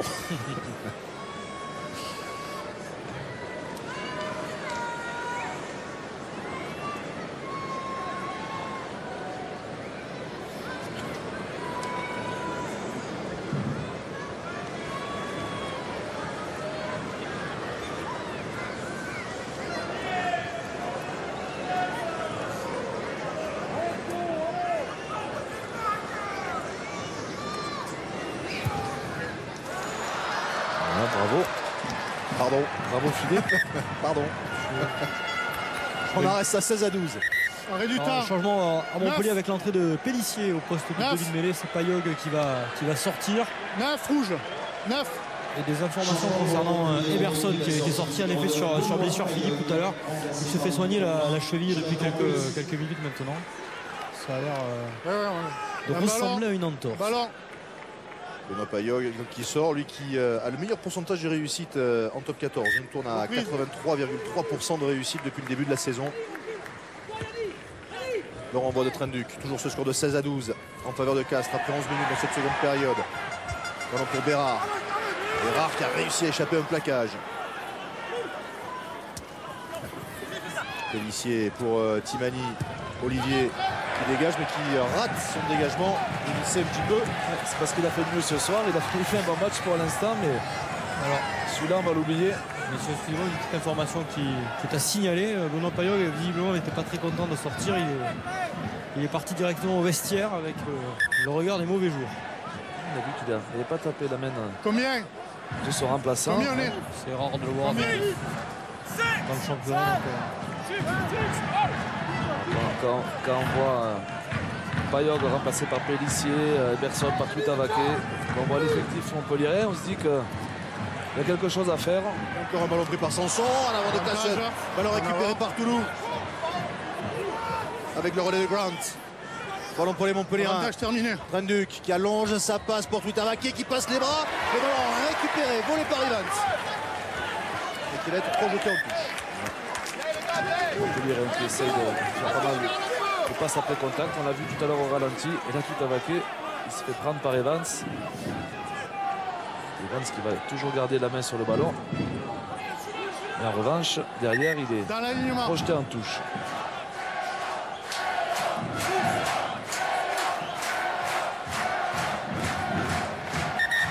Les bleus.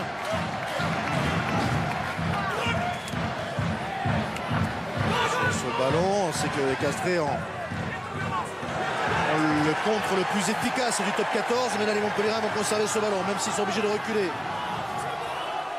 Ils sont dans leurs 22 mètres, les Montpelliérains. Lâchez bleu, lâchez. Pas les mains bleues, pas les mains. Derrière. Hamilton qui a relevé ce ballon. Pélissier qui fait travailler autour. Nariashvili. François Trenduc a demandé le ballon dans l'axe. Jouez-le. Il va être servi.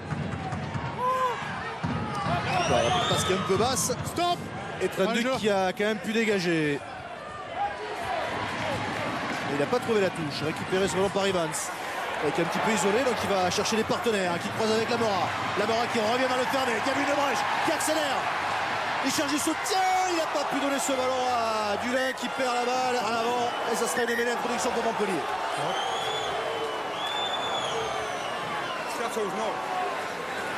Evans qui a voulu dynamiser le jeu.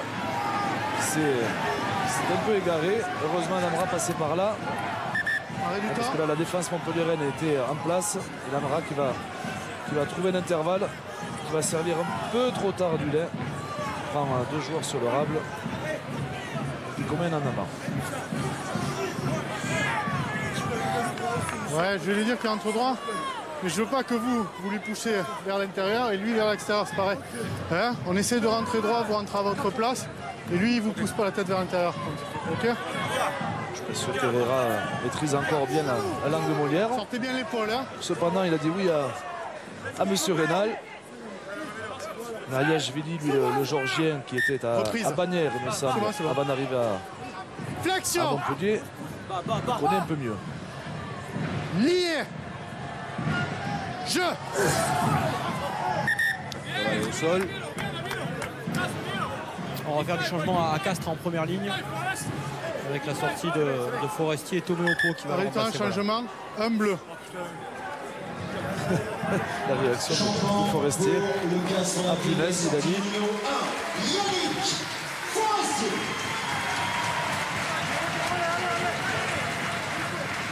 Remplacé par le numéro 17. Simonet. Toméopo.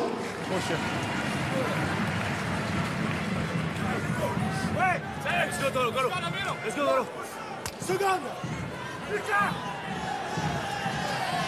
Flexion. Lié. Jeu.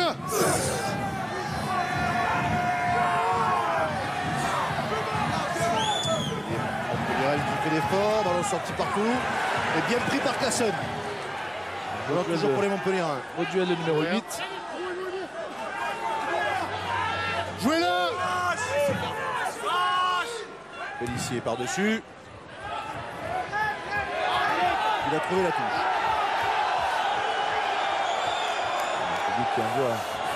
On va revoir la sortie de mêlée. C'est pas facile de la part de Toulouse qui prend des chutes Classen sur le rable mais qui libère bien le ballon dans son camp. Plus ou moins bien. Peut-être un placage un petit peu haut, aussi, peu haut. Couloir. Alors lancé à venir pour Brice Mac. On a vu Forestier s'entretenir avec Bonello. Il va certainement rentrer. Je vous le confirme, Thomas. Bien vu. Encore une prise de balle de Sanson. Le jeu au pied de Cocotte, très court. À la réception, Pélissier.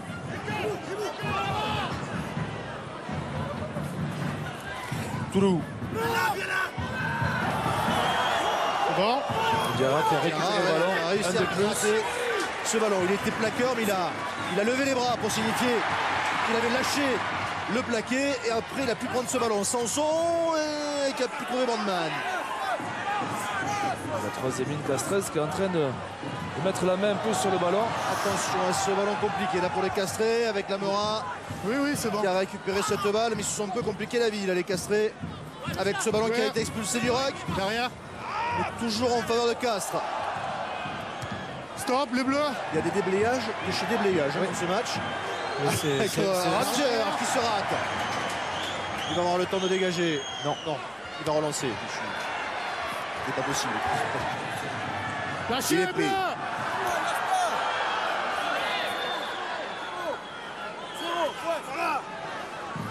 Bias qui part au rat.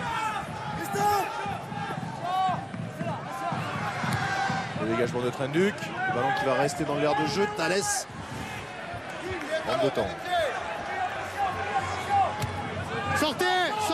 Comme une chandelle. Ça va être un ballon rendu. Avec Bias.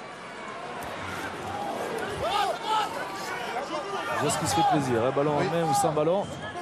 Donc il sort pour Trenduc. Olivier qui a vu qu'il n'y avait pas de possibilité sur l'extérieur. Il attaque la ligne, il est pris. Ça va toujours pour Montpellier. Ballon écarté maintenant jusqu'à Grant. Toulouse qui a relevé cette balle. Ça sort avec Nariashvili. C'est un vrai match de rugby. Hein. Oui. Sur le bord du terrain, on entend les bruits. Ah oui, clac, clac. Et on l'entend d'en haut aussi. Oui. Pélissier en avant. Ballon récupéré par les Castrés. Cocotte qui n'a pas pu écarter. Gêné par Trenduc. C'est un peu confus, mais on va revenir au premier à l'avant avec une mêlée à venir.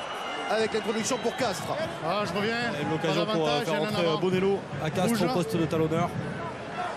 À la place de Brice Mac. Et Kalewachou va rentrer également en deuxième ligne à Montpellier.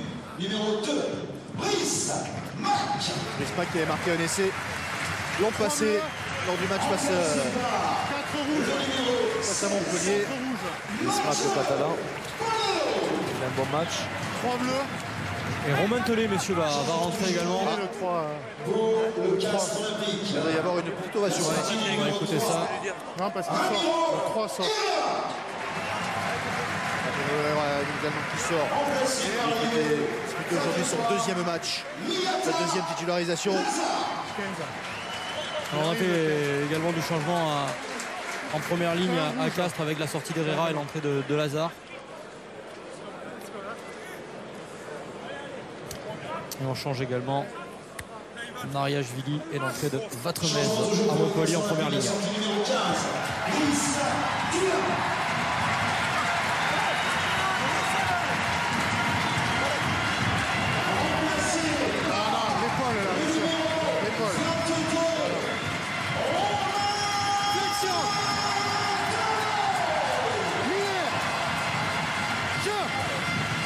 attention pour Romain Tellet, ça va falloir qu'il reste concentré, Romain, parce que c'est un match évidemment compliqué à gérer, cette fin de rencontre pour lui, avec le jeu au pied des Castrés. Et le dégagement de Bérard, mais qui va trouver une minuscule touche. On a bien fait la part des Castrés. Une mêlée centrale, on peut jouer les deux côtés. On sait que l'arrière est dans l'axe de la mêlée, donc du coup on va taper du côté dégagé.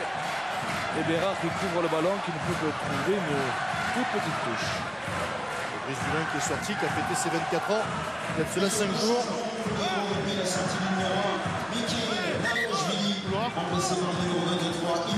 Yannick Bormann à l'image, passé par Dax, ça va devenir à Castres, joueur infatigable, travailleur de l'ombre.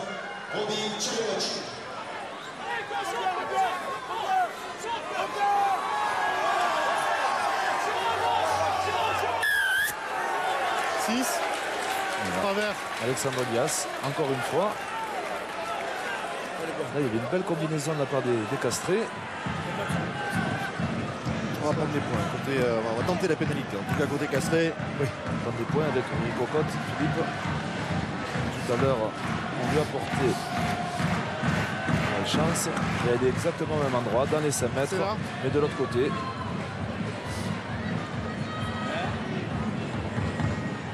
Voilà Alexandre Bias qui vient sur le côté. Il faut passer par la porte. Les intés ou quoi?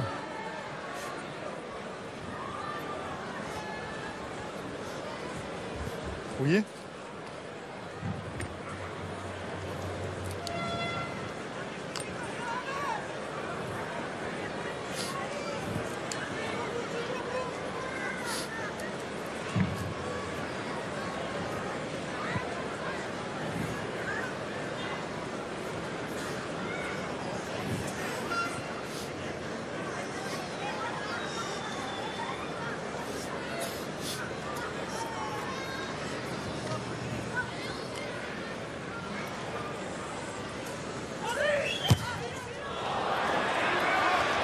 C'est de nouveau raté par Henri Cocotte. On en reste toujours donc sur ce score de 16-12. Toujours ces 4 petits points d'avance pour Castres, alors qu'on est à la moitié de la seconde période. Messieurs, en compagnie de Griezmann qui vient de sortir. Brice, est-ce que c'est un des matchs les plus intenses que vous ayez joué cette saison-là? Oui, complètement. Ça fait partie des gros matchs du top 14. On attend toute la saison pour jouer ces matchs-là, ces matchs à un jeu. Voilà, maintenant, on attend qu'une chose, c'est de gagner pour pouvoir se qualifier, parce que rien n'est fait. On sait très bien que Montpellier est dangereux jusqu'à la fin du match, tout simplement. Merci. Pareil, non. Pareil, on touche le joueur en l'air. Pénalité pour les Castrés. Ouais. Faute bête de Wayland Oliver qui est venu alors que Yannick Bormann s'apprêtait à prendre le ballon, le bouscule en l'air. Et du coup, regardez. Alors là, on revoit la faute et regardez qui va prendre la tentative de but comme un symbole.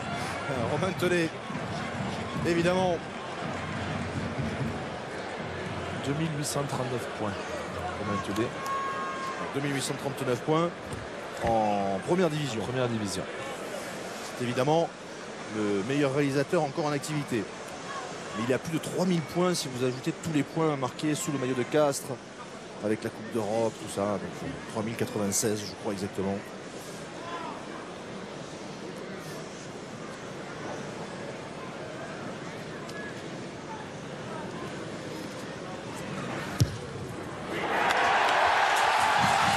Et ça passe.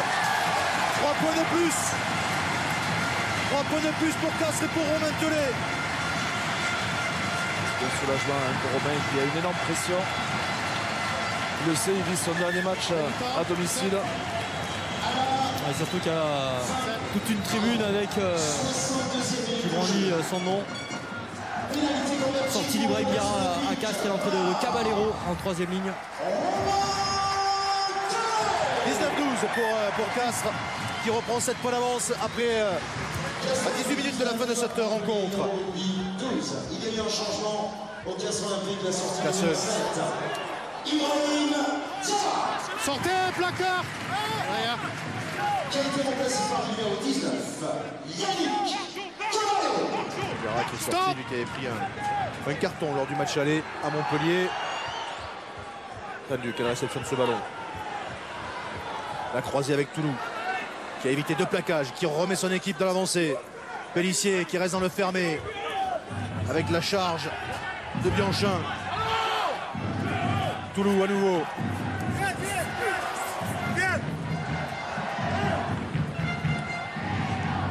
François Trenduc, le petit coup de pied à suivre en avant.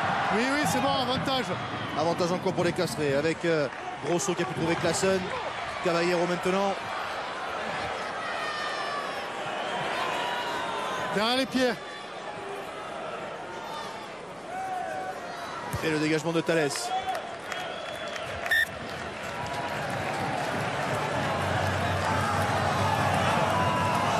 Thalès qui demande à son demi-mêlée de s'appliquer un peu sur les passes. Il est vraiment sous pression.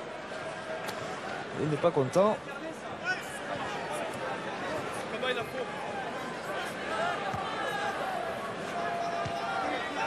C'est pour Bianchin qui a remplacé Ivaldi. Ivaldi qui est l'un des meilleurs lanceurs du championnat. Il tourne à 86% de réussite dans ses lancers. Le deuxième meilleur lanceur du championnat, remplacé donc par Thomas Bianchin avec la prise de balle d'Hamilton. Toulouse pour Trenduc. Pris par Thalès. Pellissier avec Dupont qui est en haut.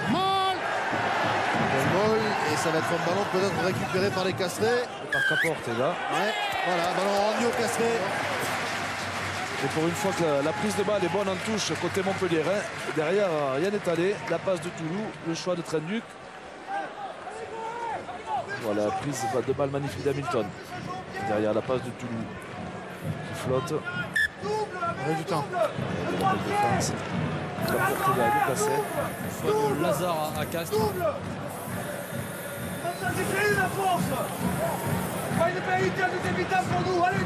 C'est bon? C'est des bonnes guerres, j'ai envie de dire. Oui. Reprise entendu Fabien Galtier. Dire haut et clair sans viser personne. Comme ça? Ouais, c'est bon. À ses joueurs. Oui, à ses joueurs, voilà. Que vous n'avez pas eu de pénalité depuis le début de cette seconde période. Bon, il se trouve que l'arbitre a dû l'entendre. L'épaule, le gaucher. On est loin? Relevez un peu.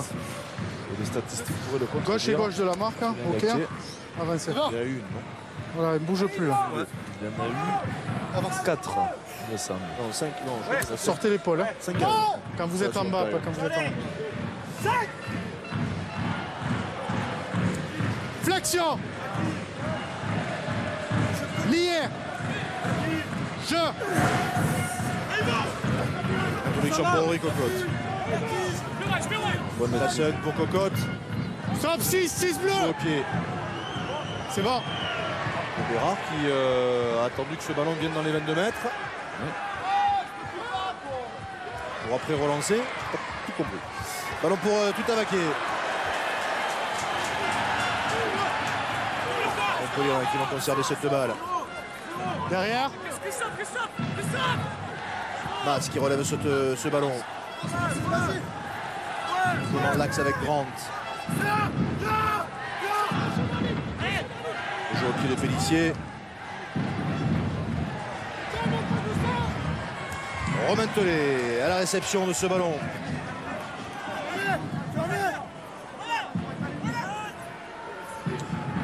Cocotte, pour Lazare. Celle-là, elle était rapide, mais elle n'était pas destinée au pilier. Ballon relevé par Bonello.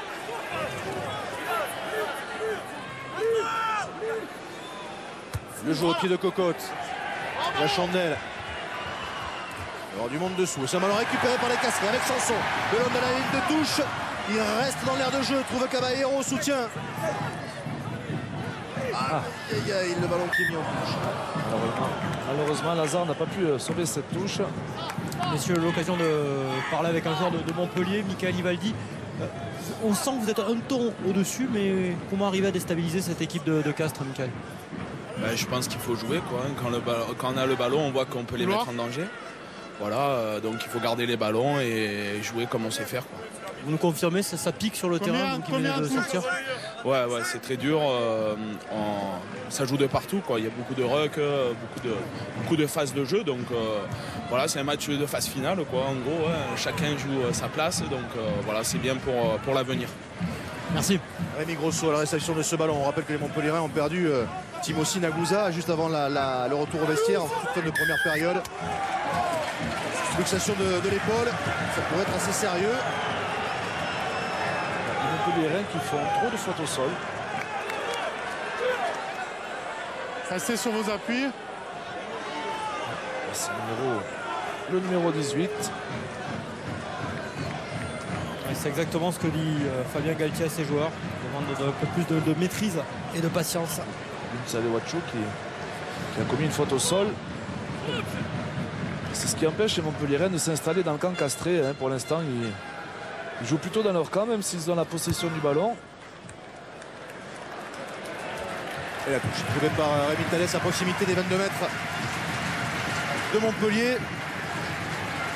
On était à 6-6 à la mi-temps. Donc vous voyez sur la seconde période, effectivement, ça fait 6 pénalités contre les Montpelliérains, contre une contre les Castrés.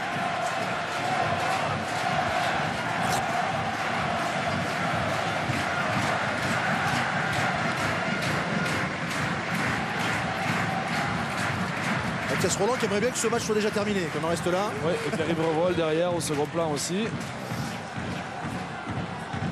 Lancé de Bonello, prise de balle Sanson. Depuis qu'il est entré en touche, il a pris quasiment tous les ballons.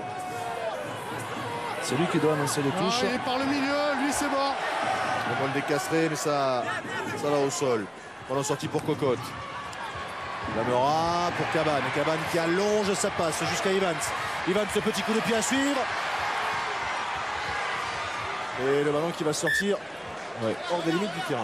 Le jeu au pied de pression, pourquoi pas, mais celui-là est trop long et n'apporte rien. Cabane qui allonge.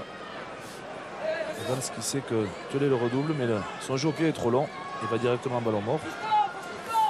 Les Montpelliérains ont choisi le rang 22 plutôt que la mêlée.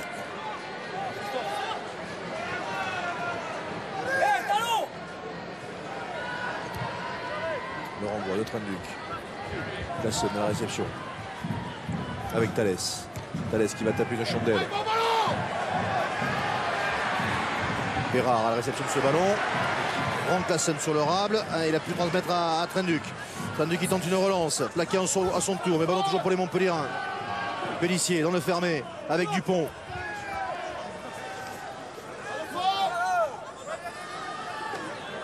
On reste encore dans le fermé avec un en avant de Capo Ortega sur le plaquage.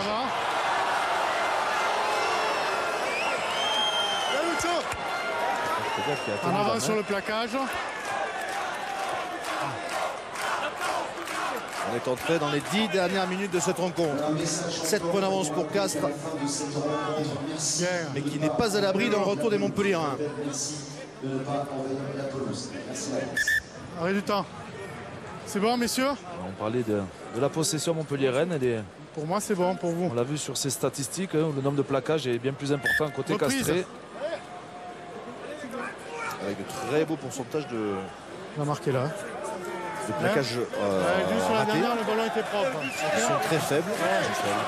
Avancez un peu par contre, on est trop loin. Avancez, bleu. Avancez un peu.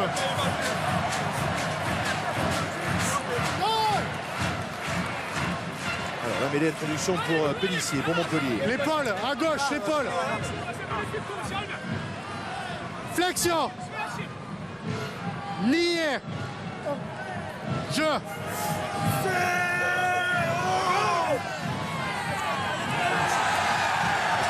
L'effort décastré, mais le ballon maîtrisé par les Montpelliérains. Avec Trenduc qui croise avec Tutavaké. Pellissier qui part nous dans le fermé avec Dupont. Qui a échappé à un premier plaquage. Ça enchaîne rapidement avec Chale Wachu. Les Montpelliérains qui avancent. Ballon ouvert sur Trenduc qui finalement va garder ce ballon. Avantage en avant sur le plaquage. Il y a encore un en avant des Castrés sur le plaquage. Grande qui a récupéré ce ballon. Avantage en cours pour les Montpelliérains. Pellissier, la passe sur un pas d'Olivier pour Ranger. Ranger qui cherche à passer les bras mais qui trouve Thalès qui est mis en touche. Là, c'est Rémi Thalès qui s'est laissé aller. Il a été bien pris et bien mis en touche par Bérard. Ça ne l'a pas plu. Ok, c'est bon. Il n'y a rien, on joue. Donc, sur la mêlée précédente, il y avait un bel effort castré. Alex Tulou, impeccable depuis le début de match, a bien sorti ce ballon. On va le voir. Ranger qui est plaqué, qui fait la passe au dernier moment. J'ai pas vu. Intercepté. Et Bérard qui projette. Arrêt du temps. 3 rouges. Rien de grave. Nicolas Mas qui va sortir, remplacé par Fahanounou en première ligne. Nicolas Mas, un des grands joueurs catalans de l'histoire du rugby catalan, comme Olivier Olivo, le second ligne, et tant d'autres. Fahanounou qui joue face à son prochain club. Il va rejoindre le Castres la saison prochaine. Reprise.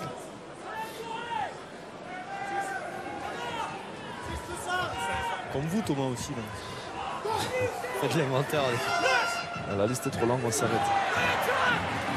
Attention à ce ballon, maîtrisé par personne, finalement récupéré par Trenduc, mais l'avantage en cours pour les Castrés. Hop, pas d'avantage.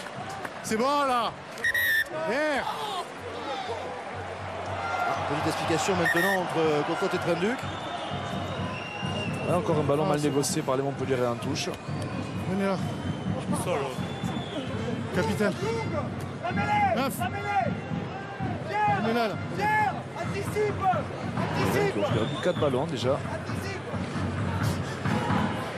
Non mais je vais pas demander la vidéo, on va pas perdre du temps. Vous me demandez de demander la vidéo, il n'y a rien du tout pour moi, d'accord? Par contre, vous gardez la maîtrise, c'est clair?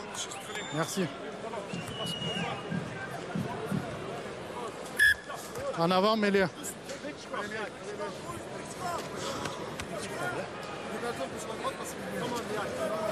Ok. À gauche, je laisse sur mer, Nicolas Mas à l'image. Pour vous, les bleus. En avant rouge. Épaule. Flexion. Lié. Jeu. Allez. Mais les Castrés bien maîtrisé avec le jeu au pied de Cocotte dans le dos de la défense de Montpellier. Et Cocotte qui va trouver une touche dans les 22 mètres des Montpellier. C'est la même chose depuis le début de la deuxième mi-temps. Mêlé au milieu, regardez, Cocotte qui se régale. Un coup pied droit, un coup pied gauche. Vous allez voir Bérard qui va apparaître à l'écran, qui est au milieu du terrain. Donc du coup, les ailiers sont obligés de monter et de délaisser leur touche.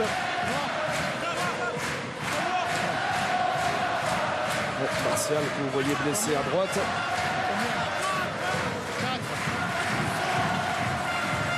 Alice lui a été mis au repos pour ce match.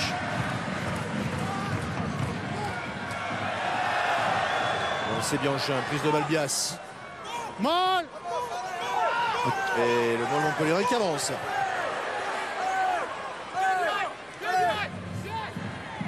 Pellissier qui insiste encore dans le fermé. Oui, c'est bon. Toujours dans les 22 mètres de Montpellier. Avec le départ de Fahanounou. Mais il est passé en touche. C'est un peu l'initiative individuelle, les Montpelliérains. Trop construits, autant ils ont eu pas mal de maîtrise sur le jeu en début de première mi-temps, en début de seconde, mais là c'est très décousu.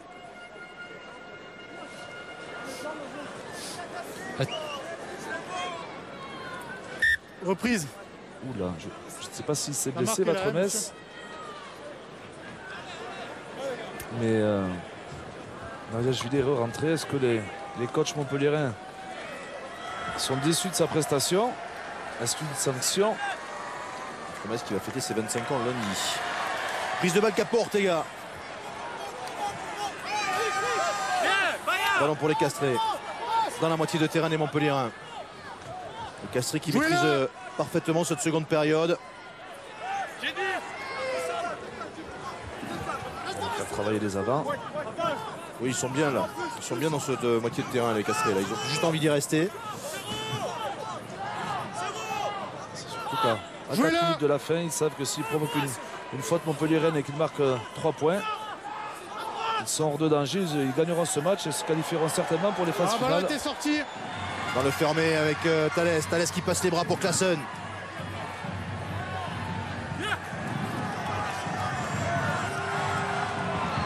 Ballon libéré. La charge de Borgman.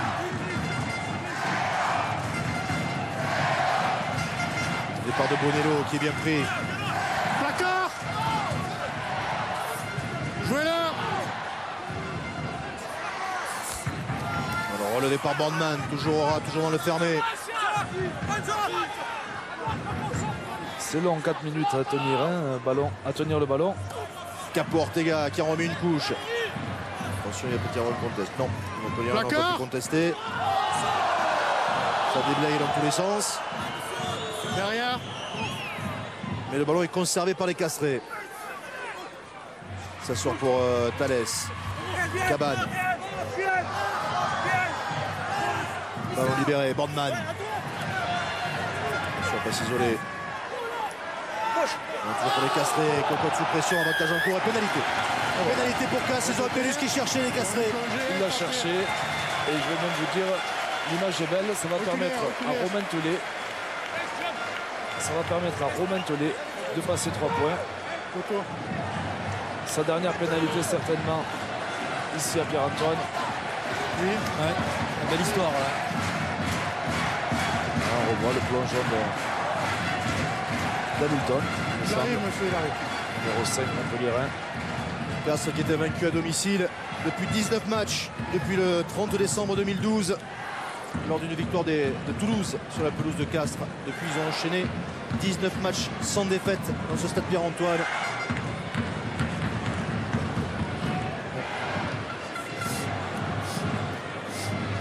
Il va prendre son temps, Romain. 35 minutes. Il ne restera plus qu'une après. Ça va faire sortir les Montpellierins du bonus défensif. Avec un meilleur résultat, les Montpellierins auraient pu viser une demi-finale directe. Mais là, s'ils repartent bredouille de Castres, ça peut être compliqué. Surtout qu'ils reçoivent le Racing la semaine prochaine.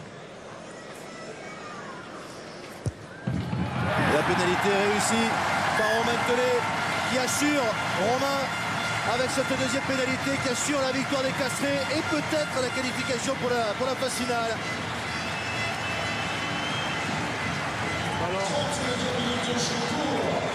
Le Castres olympique, pénalité convertie par le numéro 22.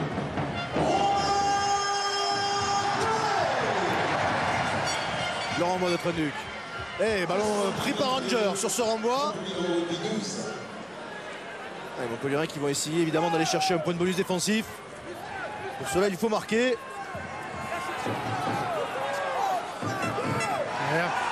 Pélissier qui sort ce ballon avec la charge de Tchalewachou.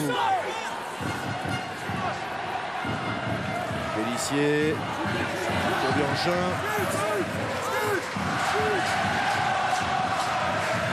Dias. Juste devant la ligne des 22 mètres de Castres, Fahanounou. On conserve ce ballon avec Grant. Et voilà. Pénalité en faveur des Montpellierins. 19, il y a un ruck. Vous plaquez le joueur en position d'hors-jeu. Là aussi, les Montpellierins, c'est ce qu'ils cherchaient. Le bonus défensif. La pénalité leur permettrait de revenir à 7 points, donc dans ce bonus. Est-ce que c'est Pélissier qui va tenter la pénalité? François Trenduc. Non, c'est le capitaine Montpellierin.